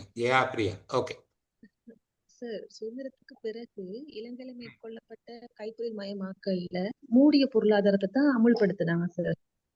இந்த மூடிய பொருளாதாரம்னு சொன்னா நமக்கு தெரியும் என்னன்னா, உள்ளூருக்குள்ளேயே நம்மளுடைய உற்பத்திகளை நாமளே உற்பத்தி செய்து நம்ம பயன்படுத்திக் கொள்ளணும். இலங்கையில இது வந்து அமுல்படுத்தப்பட்டுச்சு. ஆனா உண்மையிலே இது நடைமுறை சாத்தியமற்று போயிருச்சு. அப்ப இதுல இன்னொன்னு என்ன சொன்னோம்னா சார், நம்ம இது வந்து ஒரு பொலிட்டிக்கல் வேல சொன்னோம்னா, இது வந்து சமத்துவ சோசியலிச கம்யூனிஸ்ட் ஆட்சியில இந்த சமத்துவ கொள்கையை பிரதிநிதித்துவப்படுத்துகின்ற ஒரு கருத்தை தான் இங்க நம்மளுடைய ஆட்சியில கொண்டு வந்தாங்க. ஆனா இது நடைமுறை சாத்தியப்படல. நுகர்வோர் தெரிவுக்கான விருப்பங்கள் இல்லை, கொடுக்கறத வாங்கி சாப்பிட வேண்டிய அப்படியா? அந்த நீங்க சொன்ன அந்த பான் கதையெல்லாம் இந்த இதுக்குள்ள நானும் அப்பா எல்லாம் சொன்னதை நான் கேள்விப்பட்டிருக்கேன் சார், எனக்கு தெரியும். அதனால நுகர்வோர் தெரிவுக்கான வாய்ப்புகள் இல்லை, அங்க கொடுக்கறத வாங்கி சாப்பிட. தரத்தை பற்றி எல்லாம் பேசலாம். நான் சின்ன குழந்தையான எனக்கு ஞாபகம் இருக்கக்கூடிய காலங்கள்ல என்னுடைய சகோதரிமார், என்னுடைய ஒன்று விட்ட சகோதரிகள் தீபாவளிக்கு புதிய சட்டை அணிந்தால் நான் பக்கத்துல போகிறேன். ஏனென்றா அவங்க எல்லாம் படுமோசமா மண்ணெண்ணெய் மனம் எல்லாம் மணக்கும். அந்த துணிகள்ல இருந்து மிக மோசமான மண்ணெண்ணெய் மனம் வந்து கொண்டிருக்கும். அப்ப எனக்கு மண்ணெண்ணெய் மனம் பிடிக்கிறது இல்லை அந்த மாதிரியாக. ஓகே, பதில் சசிகாந்த் கொஞ்சம் சொல்லுங்க. அங்க சொல்ல போறாங்க போல கேட்போம். சசிகாந்த், உங்களுடைய பதில் சொல்லுங்க. இப்பந்தியில் காணப்படுகின்றபடி சுதந்திரத்துக்கு பின்னர் இலங்கையில் மேற்கொள்ளப்பட்ட கைத்தொழில் மயமாக்கல் முயற்சிகள் யாவை என்று கேட்டிருக்கு. என்னென்ன முயற்சிகள் செய்திருக்காங்க கைத்தொழில் மயமாக்கலுக்கு? ஷாஜகான்,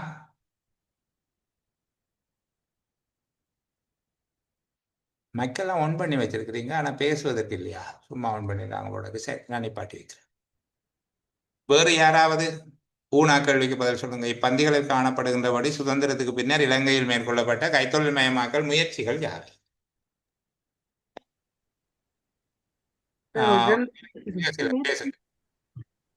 சார், அதுல சுதந்திரத்துக்கு பிற்பாடு கொண்டு வந்ததுல நிலைத்து நிற்கும் பொருளாதார அபிவிருத்தி என்ற ஒரு முயற்சியும் சார் செய்திருக்கிறாங்க. அப்படி செய்திருக்காங்க சார். முதலாவது பந்தியில இருக்கும் சார். மற்றது இறக்குமதி செய்யும் பொறுப்பு வந்து அரசு ஏற்றுக்கொண்டமை. இப்படி ஒரு 2 போட்டிருக்கேன் சார். 2 விட சாத்தியமானது. நிலைத்து நிற்கும் பொருளாதார அபிவிருத்தி என்கிற ஒரு முயற்சி அவர்களுக்கு செய்ய முடிஞ்சிருக்கா? செய்திருக்கணுமா?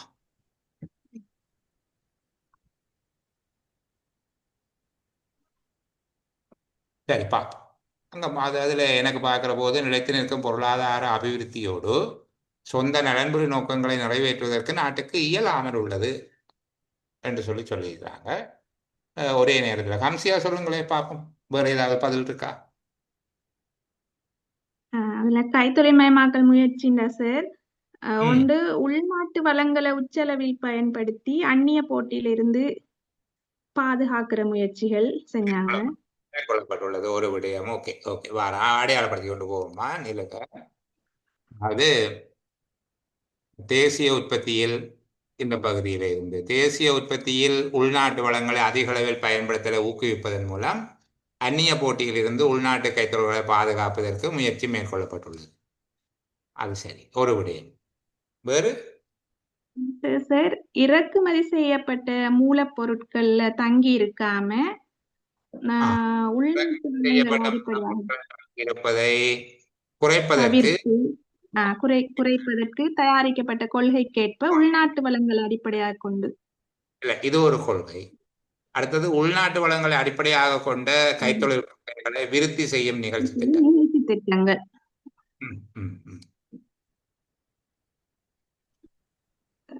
அடுத்தது இதையும் சொல்லலுமா சார்?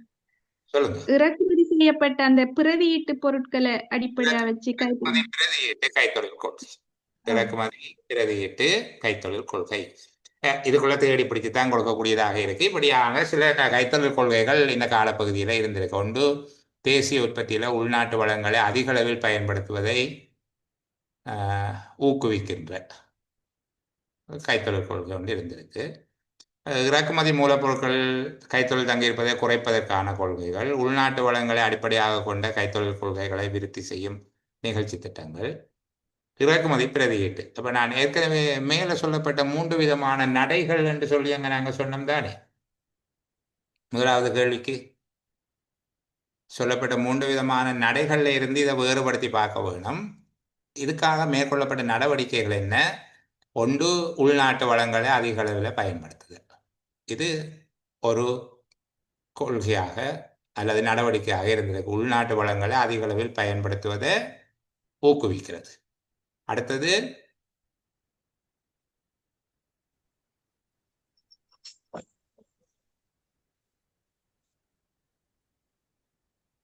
இறக்குமதி செய்யப்பட்ட மூலப்பொருட்களை தங்கியிருப்பதை குறைப்பது.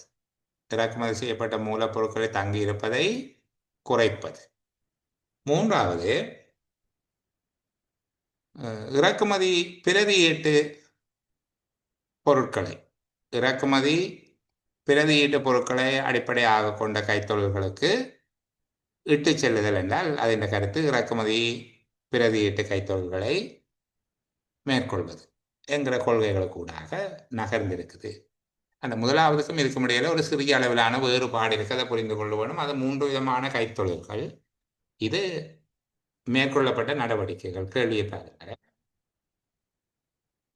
சுதந்திரத்துக்கு பின்னர் இலங்கையில் மேற்கொள்ளப்பட்ட கைத்தொழில் மயமாக்கல் முயற்சிகள். கைத்தொழில்களை மேம்படுத்துவதற்கு மேற்கொள்ளப்பட்ட முயற்சிகள் என்ன?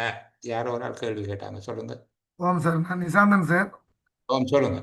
அந்த கைத்தொழில் மயமாக்கல் முயற்சிகள்ல சார் சந்தைப்படுத்தல் வாய்ப்பு வந்தது வருமா சார்? ஓ, அது இறக்குமதி பதிலீட்டு கைத்தொழில்கள் அல்லது இறக்குமதிகளை தடை செய்தல் அல்லது என்ன அந்நிய போட்டியில் இருந்து பாதுகாத்தல் என்பதை நாங்கள் சேர்த்துக்கொள்ளலாம்.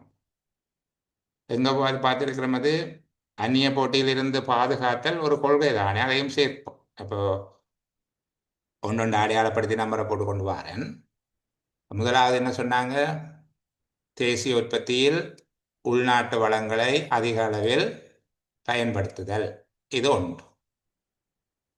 சரியா? இது ஒரு நடவடிக்கை தானே. தேசிய உற்பத்தியில் உள்நாட்டு வளங்களை அதிக அளவில் பயன்படுத்துகிறது. ரெண்டாவது,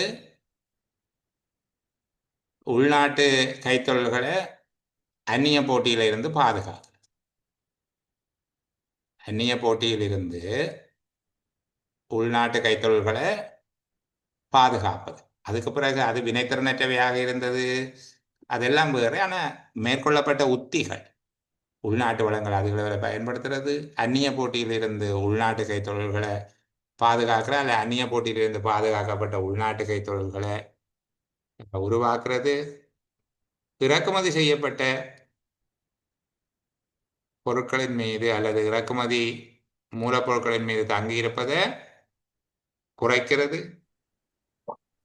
இறக்குமதி பிரதியீட்டு பொருட்களை உற்பத்தி செய்தல் என்கிற விடயங்களை அடையாளப்படுத்தி நீங்கள் பதிலாக கொடுத்திருக்கிறீர்கள். சரியா? சரி, நாங்கள் ஒரு சிறிய ஓய்வு ஒன்று எடுத்துக்கொண்டு அடுத்த உரைப்பகுதியை பார்ப்போம்.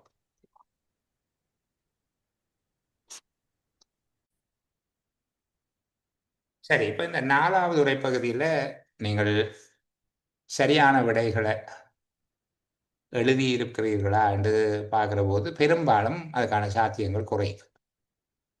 இப்படி உரைப்பகுதிகள் கடந்த காலங்களில் பல பரீட்சைகளில் எதிர்நோக்கப்பட்டிருக்கு. உதாரணமா 2017ஆம் ஆண்டு இலங்கை நிர்வாக சேவை பரீட்சையில இப்படியாக 3 பந்திகளை கொடுத்து 5 கேள்விகளை கேட்டிருந்தார்கள். ஒவ்வொன்றுக்கும் 10 புள்ளி. ஒரு பந்தி ஓரளவுக்கு விளங்கினது. இன்னொரு உரைப்பகுதி விளங்கினது, நல்லா விளங்கினதுன்னு சொல்ல மாட்டேன், விளங்கினது. இன்னொரு உரைப்பகுதி யாருக்கும் விளங்கவே இல்லை. இலங்கையின் நிதி கொள்கை ஏதோ பாசல் 2 நடைமுறை என்று சொல்லி என்ன கொண்டு போட்டிருந்தாங்க. அது 10 தடவை வாசித்தாலும் விளங்காது. அது விளங்கினாலும் கீழே இருக்கிற கேள்வி அந்த பந்திக்குள்ள அதுக்கு விடை இருக்கா என்று கண்டுபிடிக்கிறதே பெரிய பிரச்சனையாக இருந்தது. அதுபோல 2023ஆம் ஆண்டு நடந்த இலங்கை கல்வி நிர்வாக சேவை பரீட்சை இந்த மொழியியல் சம்பந்தமான ஒரு உரைப்பகுதி ஒன்றை போட்டிருந்தார். பிராமி எழுத்துக்கள் பிராமி வரி வடிவங்கள் இந்த மாதிரியான விடயங்களை வைத்துக்கொண்டு ஒரு உரைப்பகுதி ஒன்று போட்டிருந்தார்கள். அந்த உரைப்பகுதியில் பேசப்பட்ட விடயங்களும் விளங்கியல, கேட்ட கேள்வியும் விளங்கியது. இப்படியாக இது பார்க்குறேன். எங்களோட தாய்மொழியில் தமிழில் தானே இருக்குது. தாய்மொழியில் தமிழில் இருக்கிற ஒரு உரைப்பகுதி. இதுபோல் ஒரு பாஸ் பேப்பர் உண்டு. நான் கடந்த காலங்களில் என் பிள்ளைகளுக்கு செய்துவிட்டு இந்த பிரின்சிபல் சேவிசாக்களுக்கு போடுவேன். காவன் வணிகம் என்று சொல்லி ஒரு உரைப்பகுதி ஒன்று இருக்குது. இன்று வரைக்கும் யாருக்கும் விளங்கியது. ஆனால் நாங்கள் அதுக்கு விடைகள் எல்லாம் செய்திருக்கிறோம். சரிதானே? இன்று வரைக்கும் அது பிரச்சனைக்குரியதாக இருக்குது. நாங்கள் பிப்ரவரி மாதத்திலையும் படிக்க கிடைச்சால் அந்த மாதிரியான கடினமான பகுதிகளின் மீது உண்மையில் மிக கடினமானவற்றை அறிமுகம் செய்வதன் மூலமாக உங்களை நம்பிக்கை இழக்க செய்து விடுவோமா என்கிற அச்சமும் எனக்கு இருக்கு. எனக்கு 2 விதமான இந்த இதில் சொல்லப்படுகிற போல நலன்புரி நடவடிக்கைகளையும் அபிவிருத்தியையும் ஒரே நேரத்தில் அடைவது என்கிற மாதிரியாக ஒரு இரட்டை இலக்குகள் என்கிட்ட இருக்கு. அது 2 ஒன்று கொண்டு எதிரான இலக்குகள். ஒன்று உங்களுக்கு நம்பிக்கை ஊட்ட வேணும். நம்பிக்கை ஊட்ட வேணும் என்ற பெயரில் மிக இலகுவான வினாக்களை கொடுத்து எல்லாமே உங்களுக்கு சரி வருகிற மாதிரியாக ஒரு போலியான நம்பிக்கையை கொடுத்துட்டு நீங்கள் பரீட்சை மண்டபத்தில் போய் மிக மோசமாக அடி வாங்கி அதுக்கு பிறகு நம்மளை பற்றி மோசமாக நினைச்சு அப்படியாகவும் செய்யலை. வருகிற வரைக்கும் ஹாப்பி, அங்கே பரீட்சை முடிஞ்சதுக்கு பிறகு சோ சேட், இப்படியும் செய்யலாம். 2வது கடினமான உரைப்பகுதிகளை அறிமுகம் செய்வதன் மூலமாக உங்களை பயிற்றுவிக்க வேண்டும் என்று சொல்லி வெறுப்பேற்றி இந்த பாடமே கஷ்டம், கிரகித்தல் என்ற ஒரு பேப்பர் இருக்கிற வரைக்கும் நான் எக்ஸாம் எழுத போகிறதில்லை அல்லது எழுதினாலும் ஃபெயில் தான் என்று சொல்லி நம்பிக்கை இழக்க செய்கிறது. இந்த 2ம் சாத்தியமானது அல்ல, அது பொருத்தமானது அல்ல. சாத்தியமல்ல, பொருத்தமானது அல்ல. அப்போது இந்த 2க்கும் இடையில தான் நாங்கள் பயணிக்க வேண்டி இருக்கு. பொய்யான போலியான நம்பிக்கைகளை கொடுத்து நீங்கள் எல்லாம் மிக திறமாக இருக்கிறீங்க, எல்லாம் அழகாக செய்யலாம், போய் வெற்றியாக செய்து போட்டு வாங்கன்னா அங்கே போயிட்டு நீங்கள் மோசமான அறை வாங்கி திரும்பி வந்து அலர்றதை பார்க்கவும் இயலாது, உங்களை விரட்டி கலைக்கவும் இயலாது. ஆனால் யதார்த்தம் இதுதான் என்கிறத நான் உங்களுக்கு காட்டுவேன். பொய் சொல்லுகிறது, விளம்பரம் செய்கிறது, இதுக்குள்ளால காசை உடைக்கிறது என்னுடைய நோக்கம் அல்ல. உண்மையில் கிரகித்தல் என்றால் என்னங்கிறத புரிஞ்சு கொண்டு பயணிக்கிறது தான் நல்லது. பெரும்பாலான இதில் இருக்கிற நிறைய பேர் டீச்சர்ஸ். கடினமான பாடப்புத்தகங்களை வாசித்து அந்த பாடப்புத்தகங்களில் இருந்து பாடக்குறிப்புகளை தயார் செய்து பிள்ளைகளுக்கு அந்த விடயங்களை சொல்லிக் கொடுக்கிறவர்கள். நிகழ்காலத்தில் இருக்கிற அறிவு திரட்சியை செம்மை செய்து சீர்படுத்தி அடுத்த ஜெனரேஷனுக்கு கையில் கொடுக்குறாங்க. பெருமதியான ஒரு கருமம் செய்கிற ஆட்கள். தாய்மொழியில் இருக்கிற ஒரு உரைப்பகுதியை விளங்கிக் கொள்வதில் எங்களுக்கே மட்டுப்பாடு இருக்குது என்றால், நாளாந்தம் புத்தகங்களோட பழகிறவர்கள், அதிகம் வாசிக்கிறவர்களுக்கே மட்டுப்பாடு இருக்குது என்றால் மற்றவர்களுடைய நிலைமை என்னென்று யோசிங்க. சரி, இப்போ கூட கூட பயிற்சி செய்யுங்க, கூட வாசிங்க. நான் ஏற்கனவே தயாரித்த ஒரு கணிசமான எண்ணிக்கையிலான வீடியோஸ் ஒரு யூடியூப் லிங்க் கொண்டு உங்களுக்கு குரூப்பில் போட்டு விடுது. நேரம் கிடைக்கிறவர்கள், ஆர்வம் இருக்கிறவர்கள் ஆரம்பத்தில் இருந்து அந்த காணொளிகளை பார்த்து கொண்டு வாங்க.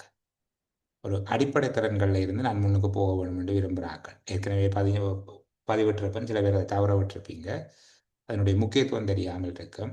அங்கே இருந்து படிப்படியாக பயணப்பட்டு கொண்டு வாங்க. குறிப்பாக ஒரு செக்டர் என்று சொல்லேன், நான் மேத்ஸ் சயின்ஸ் சேர்ந்தாக்களுக்கு இன்னும் கொஞ்சம் கடினமாக இருக்கும். அதுக்காக தமிழ் டீச்சர்ஸுக்கு இது ஏழுமெண்டு நான் அப்படியே போய் சொல்ல இல்லை. நீங்கள் தமிழ் டீச்சர்ஸ் இதை படிக்க தேவையில்லை. நீங்கள் போயிட்டு நிறைய பேர் தமிழ் டீச்சர்ஸு வாரதே இல்லை, அது வேறு, சரிதானே? மற்ற 2 வருடங்களுக்கும் படிக்கிறார்கள், அவர்களுக்கு கூப்பிட்டு நிர்பந்திக்கிறது என்னுடைய நோக்கம் அல்ல. ஆனால் இதில் ஒரு கடினத்தன்மை இருக்குது. நான் சொல்லுகிற வார்த்தை, ஒவ்வொரு வார்த்தையும் உண்மையானது. இதில் இருக்கிற எந்த உரைப்பகுதியும் நான் தயாரித்தது இல்லை. எந்த உரைப்பகுதியும் மட்டுமல்ல, எந்த வினாவும் நான் தயாரித்தது இல்லை. இது எல்லாமே கடந்த கால பரீட்சை வினாத்தாள்கள். சிலது உத்தியோகபூர்வமாக பரீட்சை திணைக்களத்தினால வெளியிடப்படாத வினாத்தாள்கள் என்பதனால அதை நான் குறித்து காட்டவில்லையே தவிர, இவை எல்லாமே கடந்த கால வினாத்தாள்கள். இப்படியாக வினவப்பட்டிருக்கு. உங்களுக்கு ஒரிஜினலாக ஒரு வினாத்தாள் போட்டிருக்கிறேன், பிரின்சிபல் சர்வீஸ். அது கொஞ்சம் உங்களுக்கு தெம்பு தரும். அதை பாருங்க. சரி, இப்போ 5வது உரை பகுதிக்குள்ள போவோம். இதை ஒரு கொஞ்சம் பார்த்து நிறைவு செய்யும். நானும் நீங்களும் சேர்ந்து இதை வாசிப்போம். தற்போதைய அரசாங்க ஒழுங்கு விதிகள் சுற்றுலாத்துறையின் நிலையான வளர்ச்சி தொடர்பான முக்கியமான பல அம்சங்களை உள்ளடக்கக்கூடிய அளவுக்கு விரிவானவையாக இருந்து வந்த போதிலும் அமுலாக்கலில் அவற்றின் தாக்கத்திறன் தொடர்பான சந்தேகங்கள் இருந்து வருகின்றன. சட்ட அமுலாக்க செயல்முறை நாட்டின் குடித்தொகை, மூலவளங்கள், மூலவள பகிர்வு போக்கு மற்றும் அதிகார அரசியல் என்பவற்றிலிருந்து தோன்றும் பல்வேறு சமூக, அரசியல், பொருளாதார காரணிகளின் செல்வாக்கினை கொண்டுள்ளது. கடற்கரையில் ஓய்வை அனுபவித்துக் கொண்டிருப்பவர்களுக்கு தொல்லை கொடுக்கும் எந்த ஒரு நபரையும் விரட்டி அடிப்பதற்கு போலீசாருக்கு சட்டபூர்வமான அதிகாரம் உள்ளது. ஆனால் அத்தகைய நபர்கள் கைது செய்யப்படும் பொழுது அவர்கள் தம்மை விடுவித்துக் கொள்வதற்கு அரசியல் அனுசரணையை நாடுகிறார். கடற்கரையில் சுற்றித் திரியும் சிறுவர்களில் ஒரு சிலர் தமது குடும்பத்தின் ஒரே ஒரு வருமானம் ஈட்டி வருபவர்களாக இருக்கிறார்கள் என்பது உண்மைதான். அதனால் தமது குடும்பங்களை பராமரிப்பதற்கு எந்த வழியிலும் பணத்தை தேடுவதற்கு அவர்கள் நிர்பந்திக்கப்பட்டுள்ளார்கள். மிக எளிதில் பணம் சம்பாதிக்கக்கூடிய ஒரு வழி கடற்கரையில் சுற்றுலா பயணிகளுக்கு சட்டவிரோதமான வழிகாட்டிகளாக செயற்படுவதாகும். இதன் மூலம் நாள் முடிவின் போது அவர்களால் சில டாலர்களை சம்பாதித்துக் கொள்ள முடியும். இத்தகைய கடற்கரை பையன்களின் எண்ணிக்கை அதிகரிக்கும் பொழுது அவர்களுக்கிடையில் பகைமை தோன்றுவதுடன் அது குற்றச்செயல்களின் பெருக்கத்துக்கு வழிகோலுகின்றது. இந்த பையன்கள் ஒரு சுற்றுலா பயணிகளுக்கு உள ரீதியாகவும் உடல் ரீதியாகவும் தொல்லை கொடுத்து வருகின்றனர். ஒரு சில சுற்றுலா பயணிகளுக்கு உள ரீதியாகவும் உடல் ரீதியாகவும் தொல்லை கொடுத்து வருகின்றனர். இத்தகைய ஒரு சில சந்தர்ப்பங்களில் சம்பந்தப்பட்ட சுற்றுலா பயணிகள் பாதுகாப்பு நோக்கங்களுக்காக நாட்டை விட்டு வெளியேறும் வரை வேறு ஹோட்டல்களுக்கு மாற்றப்பட்ட சந்தர்ப்பங்களும் அறிவிக்கப்பட்டன. போலீஸ் நடவடிக்கை என்பது எதிர்பார்க்கப்படும் நோக்கத்தை அடையும் ஒரு வழி அல்லாது அந்நோக்கத்தை அடைவதற்கான ஒரே ஒரு காரணியாகாது என உறுதியாக கூறப்படுவதை காணலாம். கடற்கரையில் வீணாக பொழுதுபோக்கும் இளைஞர்களுக்கு மாற்று வேலை வாய்ப்பு வழங்குதல் இப்பிரச்சனைக்கு பொருத்தமான தீர்வாக இருந்த போதிலும் சுற்றுலாத்துறை மட்டும் இதனை செய்ய முடியாது. சுற்றுலாத்துறை முகவர்களும் ஹோட்டல் உரிமையாளர்களும் கூறியவாறு கடற்கரை பையன்களும் தரகர்களும் இத்தொழிலின் நிலையான வளர்ச்சிக்கு அச்சுறுத்தலாக இருப்பதோடு இது தொடர்பான சட்ட அமலாக்கம் சிறந்த முடிவாகவும் அமைய மாட்டார். வீசி எறியப்படும் குப்பைகள், பொலித்தீன் பைகள் மற்றும் உணவு எச்சங்கள் என்பவற்றின் மூலம் தோன்றும் சுற்றாடல் மாசாக்கள் மற்றும் வழி மாசாக்கள் என்பவற்றின் தாக்கங்களை அடிக்கடி பத்திரிகைகள் சுட்டிக்காட்டி வருகின்றன. இப்பிரச்சனை சுற்றுலா கைத்தொழிலின் நிலையான வளர்ச்சியின் மீது மிக மோசமான தாக்கத்தை ஏற்படுத்தி வருகின்றது. எனினும் மத்திய சுற்றால் என்றிருக்கிறது சுற்றாடல் என்று பார்த்துக் கொள்ளணும். மத்திய சுற்றாடல் சட்டத்தின் கீழ் ஆக்கப்பட்டுள்ள தற்போதைய சட்ட விதிகள் சம்பந்தப்பட்ட அதிகாரிகளினால் இது தொடர்பாக போதிய அளவில் அமுல் செய்யப்பட்டு வரவில்லை என்பதனையும் அவதானிக்க முடிகிறது. இதுபோலவே சிறுவர் பாலியல் சுற்றுலா நடவடிக்கை தொடர்பாக தவறிழைப்பவர்களுக்கு எதிராக சட்ட நடவடிக்கைகளை மேற்கொள்ள வழிவகைகள் செய்யப்பட்டிருந்த போதும் நீதி செயல்முறையின் சிக்கலான இயல்பினால் சில சந்தர்ப்பங்களில் அவை செயற்திறனற்றவை ஆகின்றன. சில சந்தர்ப்பங்களில் சம்பவத்தை நிரூபிப்பதற்கு சான்றுகளை வெளிப்படுத்தல் நடைமுறை சிக்கல்களுக்கு இடமளிப்பதால் இறுதி பெறுபேறுகள் எதிர்கால நிகழ்வுகளை கட்டுப்படுத்துவதில் வரையறுக்கப்பட்ட செல்வாக்கை மாத்திரம் மேற்குறித்த நீதி நடவடிக்கை ஏற்படுத்தும். சரி, திருப்பி ஒரு தடவை வாசிப்போம். தற்போதைய அரசாங்க ஒழுங்கு விதிகள் சுற்றுலாத்துறையின் நிலையான வளர்ச்சி தொடர்பான முக்கியமான பல அம்சங்களை உள்ளடக்கக்கூடிய அளவுக்கு விரிவானவையாக இருந்து வந்த போதிலும் அமுலாக்கலில் அவற்றின் தாக்கத்திறன் தொடர்பான சந்தேகங்கள் இருந்து வருகின்றன. சட்ட அமுலாக்க செயல்முறை நாட்டின் குடித்தொகை, மூலவளங்கள், மூலவள பகிர்வு போக்கு மற்றும் அதிகார அரசியல் என்பவற்றிலிருந்து தோன்றும் பல்வேறு சமூக, அரசியல், பொருளாதார காரணிகளின் செல்வாக்கினை கொண்டுள்ளது.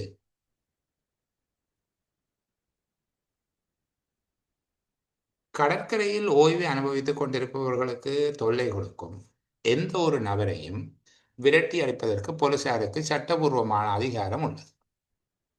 ஆனால் அத்தகைய நபர்கள் கைது செய்யப்படும் பொழுது அவர்கள் தம்மை விடுவித்துக் கொள்வதற்கு அரசியல் அனுசரணையை நாடுகிறார்.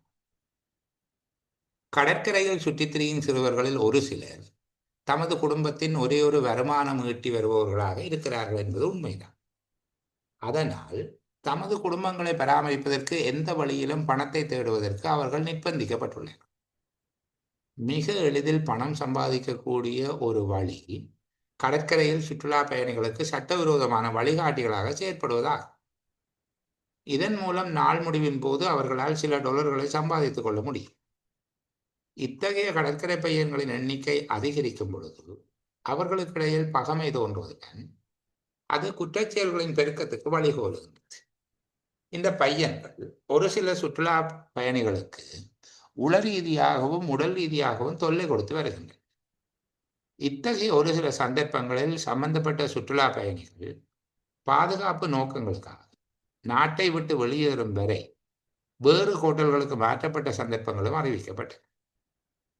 போலீஸ் நடவடிக்கை என்பது எதிர்பார்க்கப்படும் நோக்கத்தை அடையும் ஒரு வழியல்லாது அந்நோக்கத்தை அடைவதற்கான ஒரே ஒரு காரணியாகாது என உறுதியாக கூறப்படுவதை காணலாம். கடற்கரையில் வீணாக பொழுதுபோக்கும் இளைஞர்களுக்கு மாற்று வேலை வாய்ப்பு வழங்குவது இப்பிரச்சனைக்கு பொருத்தமான தீர்வாக இருந்த போதிலும் சுற்றுலாத்துறை மட்டும் இதனை செய்ய முடியாது. சுற்றுலாத்துறை முகவர்களும் ஹோட்டல் உரிமையாளர்களும் கூறியவாறு கடற்கரை பையன்களும் தரகர்களும் இத்தொழிலின் நிலையான வளர்ச்சிக்கு அச்சுறுத்தலாக இருப்பதோடு இது தொடர்பான சட்ட அமலாக்கம் சிறந்த முடிவாகவும் அமைய மாட்டார். வீசி எறியப்படும் குப்பைகள், பொலித்தீன் பைகள் மற்றும் உணவு எச்சங்கள் என்பவற்றின் மூலம் தோன்றும் சுற்றாடல் மாசாக்கள் மற்றும் வளி மாசாக்கள் என்பவற்றின் தாக்கங்களை அடிக்கடி பத்திரிகைகள் சுட்டிக்காட்டி வருகின்றன. இப்பிரச்சனை சுற்றுலா கைத்தொழிலின் நிலையான வளர்ச்சியின் மீது மிக மோசமான தாக்கத்தை ஏற்படுத்தி வருகிறது. எனினும் மத்திய சுற்றாடல் சட்டத்தின் கீழ் ஆக்கப்பட்டுள்ள தற்போதைய சட்ட விதிகள் சம்பந்தப்பட்ட அதிகாரிகளினால் இது தொடர்பாக போதிய அளவில் அமுல் செய்யப்பட்டு வரவில்லை என்பதனையும் அவதானிக்க முடிகிறது. இதுபோலவே சிறுவர் பாலியல் சுற்றுலா நடவடிக்கை தொடர்பாக தவறிழைப்பவர்களுக்கு எதிராக சட்ட நடவடிக்கைகளை மேற்கொள்ள வழிவகைகள் செய்யப்பட்டிருந்த போதும் நீதி செயல்முறையின் சிக்கலான இயல்பினால் சில சந்தர்ப்பங்களில் அவை செயற்திறனற்றவை ஆகின்றன. சில சந்தர்ப்பங்களில் சம்பவத்தை நிரூபிப்பதற்கு சான்றுகளை வழிப்படுத்தல் நடைமுறை சிக்கல்களுக்கு இடமளிப்பதால் இறுதி பெறுபேறுகள் எதிர்கால நிகழ்வுகளை கட்டுப்படுத்துவதில் வரையறுக்கப்பட்ட செல்வாக்கை மாத்திரம் மேற்குறித்த நீதி நடவடிக்கை ஏற்படுத்தும். சரி, இங்கே என்னுடைய கேள்வி முதலாவது, இங்கே இருக்கக்கூடிய கேள்விகளுக்கான பதிலை தேடுறதுக்கு முன்பாக வேறு சில விடயங்களை பற்றி நாங்கள் பார்ப்போம். இந்த உரைப்பகுதி எழுதிய ஒரே ஆசிரியருடைய நோக்கம் என்ன?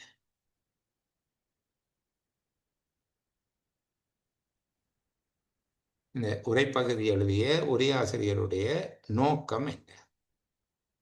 சசிகாந்த்,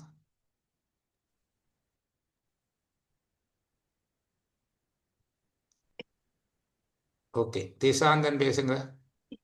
சுற்றுலாத்துறையில் எதிர்நோக்குகின்ற பிரச்சனைகள் சார். சுற்றுலாத்துறையில் எதிர்நோக்குகிற பிரச்சனைகளை பேசுவது. நான் மறக்க இல்லை இந்த பதில். இன்னும் தெளிவாக பேச முடியுமான்னு பார்ப்போம். மதுராங்கன் சொல்லுங்க. சார், சுற்றுலாத்துறையில் சட்டத்தின் வலிதற்ற தன்மை. சுற்றுலாத்துறையில் சட்டத்தின் வலிதற்ற தன்மை இன்னும் கொஞ்சம் தெளிவா சொல்லுங்க. அந்த வலிதற்ற தன்மை என்பது என்ன? சட்டத்தின் இயலாமையா அல்லது சார், சட்டத்தின் இயலாமை. ஹம்சியா? சுற்றுலாத்துறையின் பாதுகாப்பின் அவசியம். சுற்றுலாத்துறையில பாதுகாப்பினுடைய அவசியம். தயாபரன்? சுற்றுலாத்துறையின் நிலையான வளர்ச்சியில் அதன் அமலாக்கத்தில் ஏற்படுகின்ற மட்டுப்பாடுகள். குணம் பேசுங்க. சுற்றுலாத்துறை எதிர்நோக்குகின்ற சவால்களை பற்றி பேசுறது. சுற்றுலாத்துறையினுடைய சவால்களை பற்றி பேசுவது. இந்த Samsung SM a note. Om sir, நான் அருணன் சார்.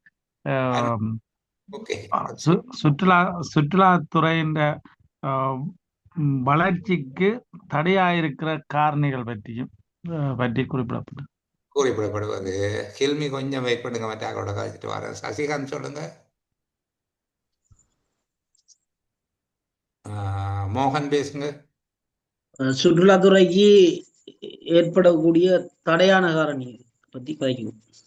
சொல்லுகிறது. ஹில்மி பேசுங்க, நிறைவா உங்கள்ட்ட இருந்து கேட்போம். வணக்கம் சார். பேசுங்க.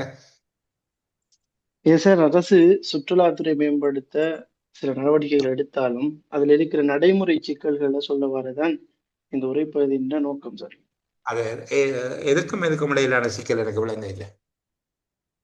இப்ப சில கொள்கைகள் சட்டவாக்கங்களை சுற்றுலாத்துறை மேம்படுத்த அரசு எடுத்தாலும் அதனை அந்த அமுல்படுத்துவதில் சில குறைபாடுகள் சிக்கல்கள் இருக்கு என்று சொல்ல வரதான் இந்த உரையாசிரியர் நோக்கம். சுற்றுலாத்துறையின் நிலையான வளர்ச்சிக்கு போதுமான ஒழுங்கு விதிகள் இருக்கு. அதாவது ஏற்பாடு செய்யப்பட்டுள்ள ஒழுங்கு விதிகள் அல்லது சட்டங்கள் போதுமானதாக இருக்கிறது. குறைபாடு எங்க இருக்குது?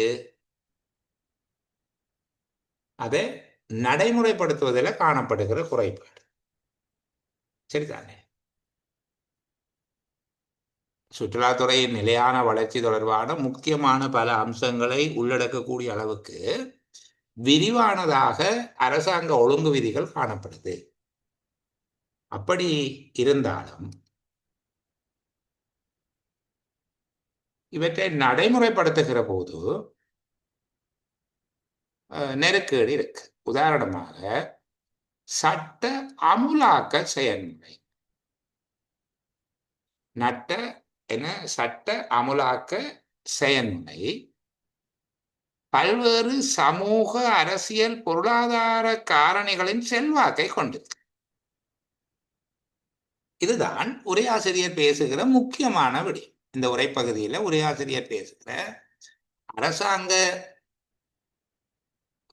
ஒழுங்கு விதிகள் சுற்றுலாத்துறையின் நிலையான வளர்ச்சி தொடர்பான முக்கியமான பல அம்சங்களை உள்ளடக்கக்கூடிய அளவுக்கு விரிவானவையாக இருந்து வந்த போதிலும் சட்ட அமுலாக்க செயல்முறை பல்வேறு சமூக, அரசியல், பொருளாதார காரணிகளினால் மட்டுப்படுத்தப்பட்டிருக்கிறது. சட்ட ஏற்பாடுகள் கணிசமான அளவுக்கு திருப்தியாக இருக்கிறது. ஆனால் அதனுடைய இம்ப்ளிமெண்டேஷன் பாதிக்கப்பட்டிருக்கு. இதை விவரிப்பதற்கு இந்த பந்தியில உரையாசிரியர் எத்தனை உதாரணங்களை சொல்லுகிறேன். முதலாவது கேள்வி, இந்த உரைப்பகுதியினுடைய நோக்கம் என்ன? அரசாங்க ஒழுங்கு விதிகள் நிலையான சுற்றுலா வளர்ச்சிக்கு போதுமானவையாக இருந்த போதிலும் அவற்றின் அமுலாக்கலில் காணப்படுகிற குறைபாடுகளை எடுத்துரைப்பது. சரி, அடுத்த கேள்வி, இவ்வாறான எத்தனை குறைபாடுகள் இங்கு சொல்லப்பட்டிருக்கு? யார் பதிலளிக்க போறது?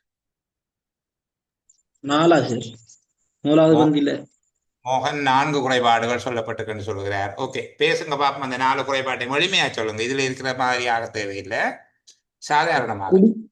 குடித்தொகை, சரி, மூலவளங்கள், மூலவள பகிர்வு. இல்ல, என்னுடைய கேள்வியே மோகன் திரும்ப ஒரு அவதானிங்க. அரசாங்க ஒழுங்கு விதிகள் திருப்திகரமாக இருந்த போதும் அவற்றின் அமுலாக்கம் திருப்தியாக காணப்படவில்லை என்பதை பேசுவது உரையாசிரியருடைய நோக்கம். சரி, இதை விவரிப்பதற்கு உரையாசிரியர் இங்க எத்தனை விதமான உதாரணங்களை எடுத்து பேசுகிறார், அல்ல எத்தனை விதமான விடயங்களை காட்டுகிறார் எங்களுக்கு? சசிகாந்த், உங்களோட மெக்க ஆஃப்ல வச்சு கொள்ளுங்க. பேசுறீங்க இல்ல, நான் தொடர்ந்து ஒண்ணுல இருக்கிறீங்க. மோகன் பேசுங்க பாப்போம். ரெண்டு விஷயம் சொல்லலாம் சார். ஒன்று, கடற்கரையில சுற்றுலா பயணிகள் அனுபவிக்கிற தொல்லைகள், கடற்கரையோட அதோட சம்பந்தப்பட்டது. பிறகு அந்த குப்பைகள் வீசி எறியப்படுற பொலித்தீன்கள் 3வது பந்தியில சொல்லப்படுது. இது ரெண்டுதான் பிரதானமாக. ஹெல்மி சொல்லுங்க, எத்தனை உதாரணங்களை உரையாசிரியர் காட்ட நினைக்கிறேன்? நான் அந்த என்னல்ல சார் வாழ்க்கையில கிரகித்ததுன்னு சொல்லட்டா, அந்த என்னென்ன விஷயங்கள் வந்து ஒன்று சார், அந்த ஃபெஸ்ட்டுக்கு வந்து பீச்ல அது ஒரு கடற்கரையில் இருக்கிறார்களுக்கு தொந்தரவு செய்கிறார்கள். இவங்களை எப்படி போலீஸ் ஒரு சட்டத்துக்குள்ள கொண்டு வந்தாலும் அவங்களுக்கு தெரிஞ்ச செல்வாக்கை பயன்படுத்தி வெளியில வாரன்னு சொல்லப்படுது. ரெண்டாவது விஷயம் சார், பீச் பாய்ஸ் இவங்க தொந்தரவு செய்யறாங்க. ஆனா இவங்களை பிடிச்சி ஒன்றும் செய்யலாது. என்னன்னா அவங்களோட குடும்பத்தை பராமரிக்க வேண்டிய ஒரு சூழ்நிலைக்குள்ள இருக்கிறதால இவங்களை பிடிச்சி இயலாது. என்ன ஒரே ஒரு வருமானம் ஈற்ற வழியா அது இருக்கு. அதே நேரம் அவங்களுக்குள்ள அதிகரித்த போட்டித்தன்மையும் உருவாது. அடுத்த விஷயம் சார், அந்த அரசாங்கம் வந்து அந்த சட்ட நடவடிக்கைகளுக்குள்ள இதை கொண்டு வந்தாலும் அந்த சிறுவர் அந்த சுற்றுலா பாலியல் சம்பந்த அந்த பிரச்சனையில கொண்டு வந்தாலும் அது நீதி செயல்முறைகளுக்குள்ளாக்கப்படுறதுல நடைமுறை சிக்கல்கள் இருக்கு. அதே போல சுற்றாடல் தீங்கு, அந்த சூழல் மாசுபடுற சம்பந்தமான குப்பைகள் வீசுற அதால ஒரு பிரச்சனை வருது. இப்படியான விஷயங்கள் சொல்லப்படுது சார். சரி சரி, ஓகே. அப்போ இங்கே சொல்லப்பட்டிருக்கக்கூடிய கம்சியா பேச வந்தாங்க, அவங்கள்ட்ட கேட்போம். எத்தனை உதாரணங்களை ஒரு ஆசிரியர் தன்னுடைய கருத்தை வலியுறுத்துவதற்கு எத்தனை விடயங்களை எடுத்து பேசுகிறேன்? 4 விடயம் சார். என்னென்னு சொல்லுங்க. ஒன்று, அந்த சுற்றுலா கடற்கரை பையன்கள் கைது செய்யப்படும் போது அவங்க அதை விடுவிச்சு கொள்றதுக்கு அரசு அனுசரணையை நாடுகிறார்கள். அடுத்தது சார், இந்த மத்திய சுற்றாடல் சட்டம் இருந்தாலும் கூட அதிகாரிகள் வந்து அதை அமுல்படுத்துறதுல பெருசா முன்னுக்கு வார இல்ல, குறைபாடு. அடுத்தது சிறுவர் பாலியல் சுற்றுலா நடவடிக்கை தொடர்பாக அந்த தவறிழைக்கிற ஆக்களுக்கு எதிராக நடவடிக்கை மேற்கொண்டாலும் கூட நீதி செயல்முறையில சிக்கல் இருக்கிறதால அது செயற்திறனற்றதா இருக்குது. அடுத்தது சார், அந்த ஏதாவது அந்த பாலியல் செயற்பாடு அந்த இதுகள் சம்பந்தமா நிரூபிப்பதற்கு போதிய சான்றுகள் வந்து இல்லாததால அந்த நீதிமன்ற செயற்பாடுகளை முன்னெடுத்து அதுக்கு தீர்வு காண்றதுக்கு முடியாம இருக்குது. அது 4வது தனியா சொல்றீங்களா? அது அந்த 3வதோடையும் சேர்க்கலும் சார். அது சேர்க்கலுமா சேர்ப்போமா? இங்க 3 முக்கியமான உதாரணங்களை அவர் சொல்லுகிறார். முதலாவது, அதாவது என்னன்னா சட்டை சொல்லுங்க. இன்னொரு பிரச்சனையும் சொல்லலாம் சார். என்னன்னா இந்த இளைஞர்களுக்கு வேலை வாய்ப்பு கொடுக்கறதுல இப்ப சுற்றுலாத்துறை மட்டுமில்லை, ஏனைய துறைகளும் இணைந்து செய்யணும் என்ற செய்தாதான் கொடுக்கலாம். அப்ப அது ஒரு குறைபாடா இருக்காது. அதான் இவ்வளவு பிரச்சனை. ஓகே, நாங்க செக் பண்ணுவோமே.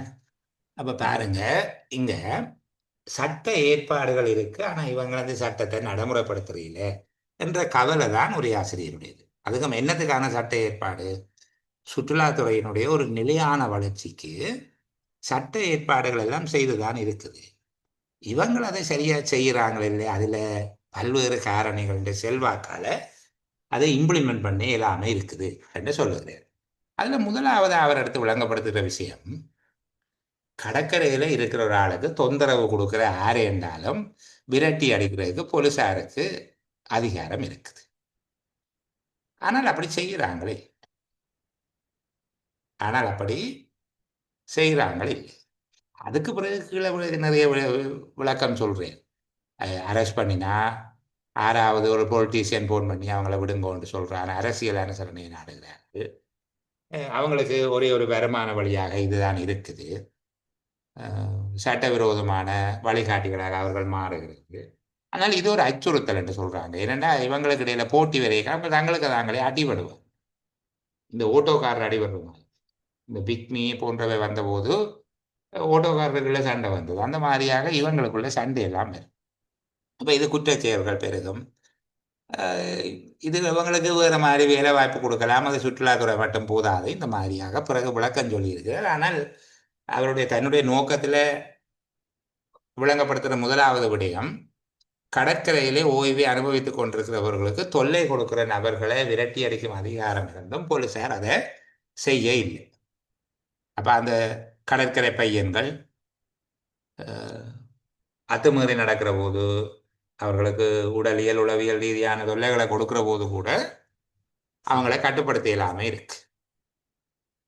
அதுக்கு காரணம் பல்வேறு விதமான சமூக அரசியல் பொருளாதார காரணிகள் தடையாக இருக்குது. அந்த சமூக அரசியல் பொருளாதார காரணிகளை அவர் விளங்கப்படுத்துகிறார். அரசியல் காரணி என்றது இவங்களை அரெஸ்ட் பண்ற நேரங்களில் அரசியல் தலையீடுகள் தானது. பொருளாதார காரணி என்கிறது அவர்கள் இந்த குடும்பத்தில் வருமானம் ஈட்டுகிற ஒரு நபராக இருக்கிறார்கள். சமூக காரணி என்று சொல்லுகிறது இவர்களுக்கு வேறு வேலை வாய்ப்புகளை பெற்றுக் கொடுப்பதில் இருக்கக்கூடிய மட்டுப்பாடுகள். இவற்றை எல்லாவற்றையும் கருத்தில் கொண்டால் இது கட்டுப்படுத்துறதுக்கு அது தடையாக இருந்திருக்கு. இந்த அரசியல் சமூக பொருளாதார காரணிகள் தடையாக இருக்கு. ஆனால் இது பிரச்சனை. அப்படி தடையாக இருந்தாலும் இது பிரச்சனை தான். ஏன் பிரச்சனை? இவர்களுடைய எண்ணிக்கை அதிகரிக்க அவர்களுக்கு இடையில பகமை தோன்றுது. அது குற்றச்செயல்களின் பெருக்கத்துக்கு வழிவகுக்குது. அவர்கள் சுற்றுலா பயணிகளுக்கு உடல் ரீதியாக உள ரீதியாக தொல்லை கொடுப்பவர்களாக இருந்திருக்கிறார்கள். சுற்றுலா பயணிகள் பாதுகாப்புக்காக ஒரு ஹோட்டல்களுக்கு மாற்றப்பட வேண்டிய எல்லாம் இருந்திருக்குது. ஆகவே இது அச்சுறுத்தலாகத்தான் இருக்கு. அப்ப இந்த விடயத்தை முதலாவதாக சுட்டி காட்டுகிறார். இது இத்தொழிலின் நிலையான வளர்ச்சிக்கு அச்சுறுத்தலாக இருக்கிறது. சுற்றுலாத்துறையின் நிலையான வளர்ச்சிக்கு இது அச்சுறுத்தலாக இருக்கிறது. யாரு? கடற்கரை பையன்கள் அல்லது கடற்கரையில் இருக்கக்கூடிய சட்டவிரோத வழிகாட்டிகளாக செயற்படுகிற பையன்கள் சுற்றுலாத்துறையினுடைய நிலையான வளர்ச்சிக்கு அச்சுறுத்தலாகவும் இருக்கிறார்கள் என்பதை விளங்கப்படுத்துகிறார். அவருடைய பிரதானமான நோக்கம் சட்டம் இருந்து இவங்க நடைமுறைப்படுத்துகிறார். அதுக்கு காரணம் இருக்கு, ஆனால் இம்ப்ளிமெண்டேஷன் இல்லை. அடுத்து இரண்டாவது அவர் சொல்லுகிறார், சுற்றுலா கைத்தொழிலின் மீது மிக மோசமான தாக்கத்தை ஏற்படுத்தி வருகின்ற ஒரு விடயமாக அவர் காட்டுகிறது இந்த குப்பைகளை வீசி எறிவது. குப்பைகள், பொலித்தீன் பைகள், உணவு எச்சங்கள் போன்றவற்றை வீசி எறிவதும் அதனால சுற்றாடல் வழி மாசடைவது. இதுவும் அவர் அழகாக சொல்லுகிறார். தற்போதைய சட்ட விதிகள் சம்பந்தப்பட்ட அதிகாரிகளால் இது தொடர்பாக போதிய அளவில் அமல் செய்யப்பட்டு வரவில்லை என்பதை அவதானிக்க முடிகிறது. இப்போ இரண்டாவதாக சுற்றுலா கைத்தொழில் நிலையான வளர்ச்சிக்கு மிக மோசமான தாக்கத்தை ஏற்படுத்தி வருகிற இரண்டாவது விடயம் வீசி எறியப்படும் குப்பை, பொலித்தீன் பை, உணவு எச்சங்களை போட்டால் தோன்றுகிற சுற்றாடல் மாசாட்டமும் வழி மாசாட்டம். அவர் தன்னுடைய கருத்தை வழங்கப்படுத்துறதுக்கு மேலதிகமாக இன்னொரு விடயத்தை சொல்லுகிறார். இது போலவே என்று பேசுகிறார். இதை போலதான் சிறுவர் பாலியல் சுற்றுலா. இந்த சிறுவர் பாலியல் சுற்றுலா தொடர்பாக தவறிழைப்பவர்களுக்கு எதிராக சட்ட நடவடிக்கைகளை மேற்கொள்ள வழிவகைகள் செய்யப்பட்டிருக்குது. ஆனால் அதுலேயும் இம்ப்ளிமெண்டேஷன்ல ப்ராப்ளம் இருக்கு. சிறுவர் பாலியல் சுற்றுலா நடவடிக்கை தொடர்பாக தவறிழைப்பவர்களுக்கு எதிராக சட்ட நடவடிக்கை மேற்கொள்ள வழிவகை இருக்குது. ஆனால் நீதி செயல்முறை சிக்கலாக இருக்குது என்று சொல்லி அதில் நடைமுறையில் கணக்கு பிரச்சனை இருக்கு. ஆனால் சட்ட நடவடிக்கை மேற்கொள்றதுக்கு வழிவகைகள் செய்யப்பட்டிருக்கு. இவங்க சரியா செய்யறாங்க இல்லை. ரெண்டு மூன்றாவது விஷயம் சொல்றேன். சரி தானே? அப்ப இங்க மூன்று விடயங்களை சட்ட ஏற்பாடுகள் இருந்த போதும் உரிய முறையில் நடைமுறைப்படுத்தப்படாத மூன்று விடயங்கள் ஒரு ஆசிரியரால் சுட்டி காட்டப்பட்டிருக்கு. இப்ப நேரடியாக கேட்டிருந்தா அந்த பதிலை நாங்கள் சொல்லி. ஆனா முதலாவது கேள்வியை நாங்கள் என்ன கேட்டோம்? இந்த உரைப்பகுதியை எழுதிய உரையாசிரியருடைய நோக்கம் என்ன?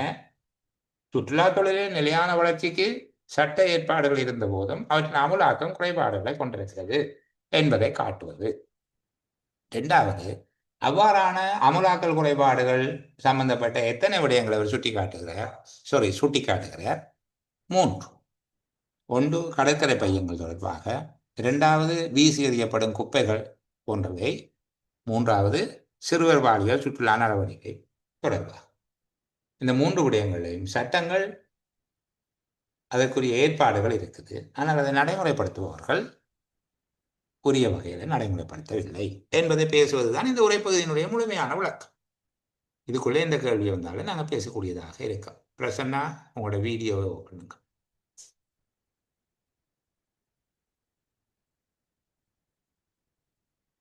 சுற்றுலாத்துறை நீடித்து நிலைப்பதற்கு பாதகமான அச்சுறுத்தல்கள் எத்தனை இங்கு குறிப்பிடப்பட்டுள்ளன? அவை யாவை? சுற்றுலாத்துறை நீடித்து நிலைப்பதற்கு பாதகமான அச்சுறுத்தல்கள் இங்கு எத்தனை குறிப்பிடப்பட்டுள்ளன? அவை யாவை என்று கேட்டிருக்காங்க. யார் பதில் சொல்றது?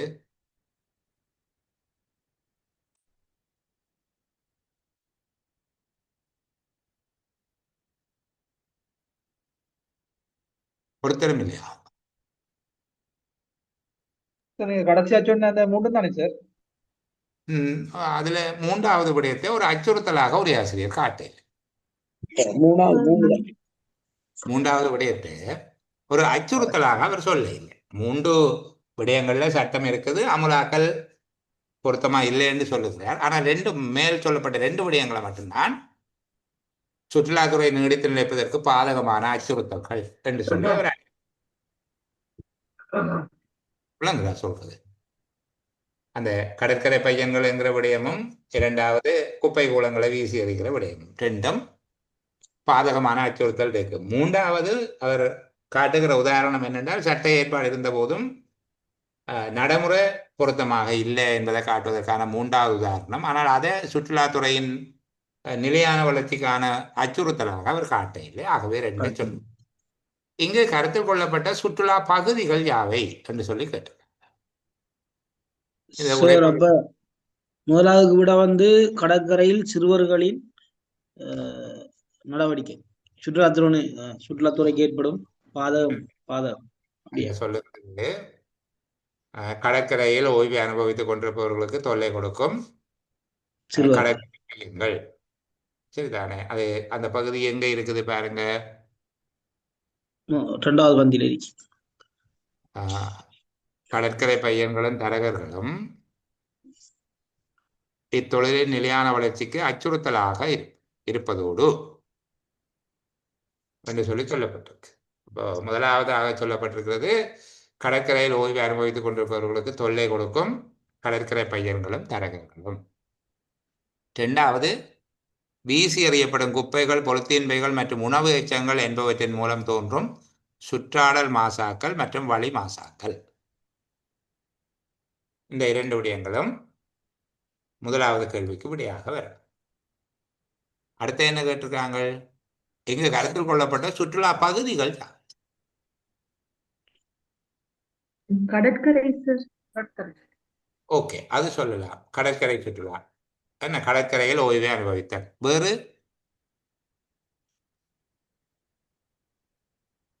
ஹோட்டல்கள் சார். ஹோட்டல் சொல்லலாமா சார்? இருக்குதா? எந்த பகுதியில? கடைசி பகுதியில சார். கடற்கரை உண்டு. ஓகே, வேறு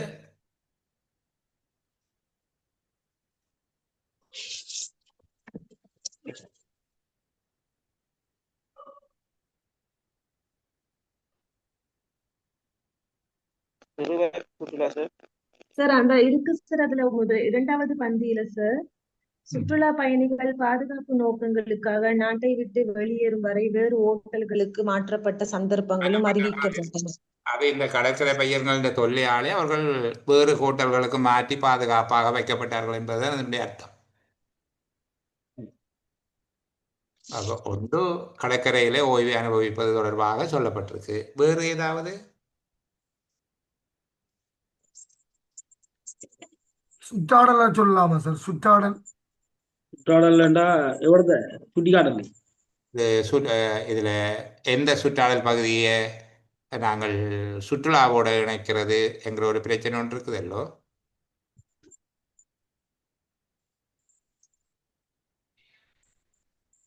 கடற்கரை தானே சார்? கடற்கரை சுற்றுலா சொல்லப்பட்டிருக்கு. அதே போல சிறுவர் பாலியல் சுற்றுலா நடவடிக்கை என்பது அடையாளப்படுத்தப்பட்டிருக்கு. அதாவது தவறான நோக்கங்களோடு சுற்றுலா வருபவர்கள், சிறுவர் பாலியல் தொடர்பான நோக்கங்களோடு சுற்றுலா வருகிறவர்களும் உண்டு. அதுவும் இங்கே அடையாளம் காட்டப்பட்டிருக்கு. சுற்றுலா ஒன்று கடற்கரையிலே ஓய்வை அனுபவித்தல், அடுத்தது சிறுவர் பாலியல் சுற்றுலா நடவடிக்கை என்கிற 2 விடயங்கள் அடையாளப்படுத்தப்பட்டிருக்கு. அதை சொல்வது பொருத்தமாக இருக்கும். கருத்தில் கொள்ளப்பட்ட சுற்றுலா பகுதிகள், அது பாசிட்டிவா இருக்கலாம், நெகட்டிவா இருக்கலாம். கருத்தில் கொள்ளப்பட்ட சுற்றுலா பகுதிகள். பயன்தரும் முறையில் சட்டத்தை நடைமுறைப்படுத்தும் போது பிரச்சனைகள் எழும் சந்தர்ப்பங்கள் எத்தனை இங்கு குறிப்பிடப்பட்டுள்ளன, அவை யாவை? இப்பதான் நாங்கள் பேசிய 3 விடயங்களும் வருது. சமூக பொருளாதார அரசியல். பயன்தரும் முறையில் சட்டத்தை நடைமுறைப்படுத்தும் போது பிரச்சனைகள் எழுகின்ற சந்தர்ப்பங்கள் இங்க 3 சொல்லப்பட்டிருக்கு. ஒன்று கடற்கரையில தொல்லை கொடுக்கிற பையன்களும் கரகங்களும், 2வது இந்த கழிவுப் பொருட்களை வீசி எறிகிற தொடர்பானது, 3வது சிறுவர் பாலியல் சுற்றுலா நடவடிக்கைகள் என்கிற 3 விடயங்கள் இங்க சொல்லப்பட்டிருக்கு. இதுதான் நாங்க முதல்ல பேசி. கடற்கரை பையன்கள் சுற்றுலா பயணிகளின் சட்டவிரோத வழிகாட்டிகளாக மாறுவது ஏன்? சார், குடும்பத்தை நிர்வகிக்க மிக எளிதில் பணம் ஈட்டக்கூடிய வழி இது என்பதனால். அது அவர்கள் மிக எளிதில் பணம் சம்பாதிக்கக்கூடிய ஒரு வழி கடற்கரையை சுற்றுலா பயணிகளுக்கு சட்டவிரோதமான வழிகாட்டியாக செயற்படும். இதன் மூலமாக அவர்கள் நாள் முடிவின் போது சில டாலர்களை சம்பாதித்துக் கொள்ள முடியும் என்று சொல்லியிருக்காங்க தான். அப்ப இங்க என்ன சொல்லப்பட்டிருக்கு? குடும்பங்களை பராமரிப்பதற்கு எந்த வழியிலும் பணத்தை தேடுவதற்கு அவர்கள் நிர்பந்திக்கப்பட்டுள்ளார்கள். மிக எளிதில் பணம் சம்பாதிக்கக்கூடிய ஒரு வழி கடற்கரையில் சுற்றுலா பயணிகளுக்கு சட்டவிரோதமான வழிகாட்டிகளாக செயற்படுவது ஆகும். தமது குடும்பங்களை பராமரிப்பதற்கு எந்த வழியிலும் பணத்தை தேடுவதற்கு அவர்கள் நிர்பந்திக்கப்பட்டுள்ளார்கள். மிக எளிதில் பணம் சம்பாதிக்கக்கூடிய ஒரு வழி கடற்கரையில் சுற்றுலா பயணிகளுக்கு சட்டவிரோதமான வழிகாட்டிகளாக செயற்படுவதாகும். கடற்கரை பையன்கள் பற்றிய பிரச்சனைகளை தீர்ப்பதற்கு இங்கு முன்வைக்கப்பட்டுள்ள உகந்த பரிகார நடவடிக்கைகள் யாவை? மாற்று வேலை வாய்ப்பு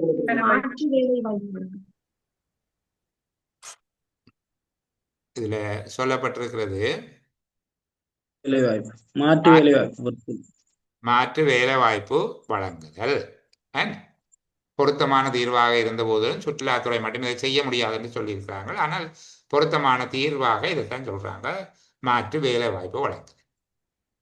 சரி, இந்த வினாத்தாளுக்கு மிக அதிகமான நாட்கள் எடுக்கப்பட்டிருக்கு. 5 நாட்கள் எடுத்துதான் இந்த உரைப்பகுதி தொடர்பாக நாங்கள் கலந்துரையாடி இருக்கிறோம். ஒவ்வொரு உரைப்பகுதியிலையும் ஏதோ ஒரு விதமான திறன்களையாவது நான் உங்கள்கிட்ட கையெழுத்திருப்பதாக நம்புகிறேன். அது எவ்வளவு தூரம் என்னுடைய நம்பிக்கை சரி என்று தெரிய இல்லை. அடுத்து வருகிற வினாத்தாள்கள் இவ்வாறு தயாரிக்கப்பட்ட சொல்லுங்க. அந்த ஊனாக்கு ஒரு விட தானே சார் அந்த மாற்று இருக்குது, வேற ஒன்றையும் பேசி கண்டுபிடிக்க முடியல. ஆவண்ணாவுக்குரிய விடையா? ஆவண்ணா என்ன கேட்டீங்க? கருத்தில் கொள்ளப்பட்ட சுற்றுலா சுற்றுலா பகுதிகள் 2 சொன்னாங்க. ஒன்று சிறுவர் பாலியல் சுற்றுலா நடவடிக்கைகள், அது 2வதா சொன்னாங்க. சிறுவர் பாலியல் சுற்றுலா நடவடிக்கைகள். அடுத்தது கடற்கரையில் ஓய்வு அனுபவிக்கும் சுற்றுலா. 2 விடயங்கள்லாம் நீங்க தொட்டு காணப்பட்டிருக்கு. சரி, சொல்லுங்க. கடற்கரை பையன்கள் சுற்றுலா பயணிகளின் சட்டவிரோத வழிகாட்டிகளாக மாறுவது ஏன்? அடையாளப்படுத்தி காட்டினானே இந்த உரைப்பகுதியே. சட்டவிரோத வழிகாட்டிகளாக அவர்கள் மாறுவது ஏன்? சரிதான். தமது குடும்பம் வழியிலும் பணத்தை தேடுவதற்கு அவர்கள் நிர்பந்திக்கப்பட்டுள்ளார்கள். மிக எளிதில் பணம் சம்பாதிக்கக்கூடிய ஒரு வழி கடற்கரையில் சட்டவிரோதமான வழிகாட்டியாக செயற்படுவதாகும். அப்போ ஒன்று தேடுவதற்கு நிர்பந்தம் இருக்குது, 2வது அதுக்கு ஒரு வழியாக இந்த சட்டவிரோத வழிகாட்டியாக செயற்படுவது இருக்குது என்று சொல்லி இருக்கிறோம். இந்த வினாத்தாளில் பெற்றுக்கொண்ட அனுபவங்களின் அடிப்படையில் அடுத்து வருகிற வினாத்தாள்கள் தயாரிக்கப்பட்ட வினாத்தாள்களாக இல்லாமல் மூல வினாத்தாள்கள் பதிவிடப்படும். அப்ப இவற்றை வச்சுக்கொண்டு நீங்கள் எப்ப சார் அது போடுவீங்க? போட்டிருக்கிறேன், ஏற்கனவே குரூப்ல போட்டுட்டேன். இன்றைக்கு போட்டிருக்கிறேன் பாருங்க. குரூப்ல இருக்கிறீங்க. இருந்தால் நீங்கள் அதிபர் சேவை போட்டி பெற பதிவிடப்பட்டிருக்கிறது. அதை ஒருக்கா கொஞ்சம் செய்து பாருங்க. அடுத்தடுத்து இவ்வாறான வினாத்தாள்களை நான் நம்புகிறேன் பிப்ரவரி மாதமும் ஒரு செயலமைப்பை செய்ய முடியும். மார்ச் மாதம் அவசியம் ஏற்படாது. ஓரளவுக்கு நாங்கள் சிலபஸை கவர் பண்ணிடுவோம், போதுமான அளவு பயிற்சி செய்திடுவோம். பிப்ரவரி மாதம் வரைக்கும் அதை செய்கிற நோக்கம் இருக்குது. ஆர்வமுடையவர்கள் கற்றுக்கொள்வதற்காக நான் ஏற்கனவே சொன்னது போல முன்னே சில ஒளிப்பதிவுகளையும் உங்களுக்கு தர இருக்கிறேன். அதுகளையும் பார்த்துக்கொள்ளுங்க. எளிமையாக நினைக்க வேண்டாம். எனக்கு ஐக்கியூ ஜெனரல் நாலேஜ் சம்பந்தமான அபிப்பிராயம் சொல்ல தெரியவில்லை. அது நீங்கள் கற்றுக்கொள்ளுகிற முறையும் உங்களோட வினாத்தாளையும் நீங்கள் பார்த்துக்கொள்ளணும். கேஸ் ஸ்டடி கம்ப்ரிஹென்ஷன் 2லையும் எந்த விதமான சலாப்பல் விடைகளையும் எழுதுவதன் மூலமாக ஒரு புள்ளியை கூட பெற்றுக்கொள்ள முடியாது. மிக துல்லியமாக அந்த விடையை கொடுத்தால் மட்டும் முழு புள்ளி, இல்லாவிட்டால் எந்த புள்ளியும் இல்லை. இதுதான் நிலைமை. இந்த வளர்த்தால் குடுமி வளைச்சால் மொட்டை என்று சொல்லுவாங்க. இந்த மாதிரியான ஒரு நிலைமை தான் இந்த 2 பேப்பர்லையும் இருக்கு. ஏன்னா இதில் இந்த MCQ அந்த மாதிரியான கதைகள் எதுவும் இல்லை. ஏதாவது ஒரு விடைக்கு கீறி புள்ளியை பெற்றுக்கொள்கிற அந்த கதையெல்லாம் வாய்ப்பில். நான் அதிபர் சேவை அடிப்படையாக வச்சு கொண்டு பேசுகிறேன். மிகச்சரியா துல்லியமாக விடை அளித்தால் அப்படியே புள்ளி, இல்லாவிட்டால் புள்ளி இல்லை. அவ்வளவுதான். அப்போ மிக துல்லியமான விடை அளிப்பதற்கு ஸ்பெசிபிக் ஆன்சர், அடிக்கிற சுபாகரன் சொல்லுவார் சிமார்ட் ஆன்சர். அந்த சிமார்ட் ஆன்சர் கொடுக்கறதுக்கு இன்னும் நீங்கள் அதிக தூரம் பயணிக்க வேண்டி இருக்குது. என்னுடைய அபிப்பிராயம். பல பேர் அமைதியாக இருக்கலாம். அந்த திறன்களை கொண்டிருப்பவர்கள் வெளிப்படுத்தாமல் கண்ணூறு நாவூறு போன்றவற்றை நம்புபவர்களாக இருக்கலாம். அவர்கள் அமைதியாக இருக்கலாம். உங்களிடமிருந்து எனக்கு கிடைத்த வெளிப்பாடுகள், உங்களுடைய பிரதிபலிப்புகளை அடிப்படையாக வைத்துக்கொண்டு என்னுடைய மதிப்பீடு, இந்த திறன்களை பெற்றுக்கொள்வதற்கு நீங்கள் இன்னும் பயணிக்க வேண்டிய தூரம் அதிகமாக இருக்கிறது. சேர்ந்து பயணிப்போம், வெற்றி நமதாகும் என்கிற செய்தியோட இன்றைய சேலமர்வை நிறைவு செய்வோம். இன்னும் அழகான பொழுதொன்றில் மீள சந்திக்கிற வரைக்கும் எல்லோருக்கும் பாய் பாய், குட் நைட்.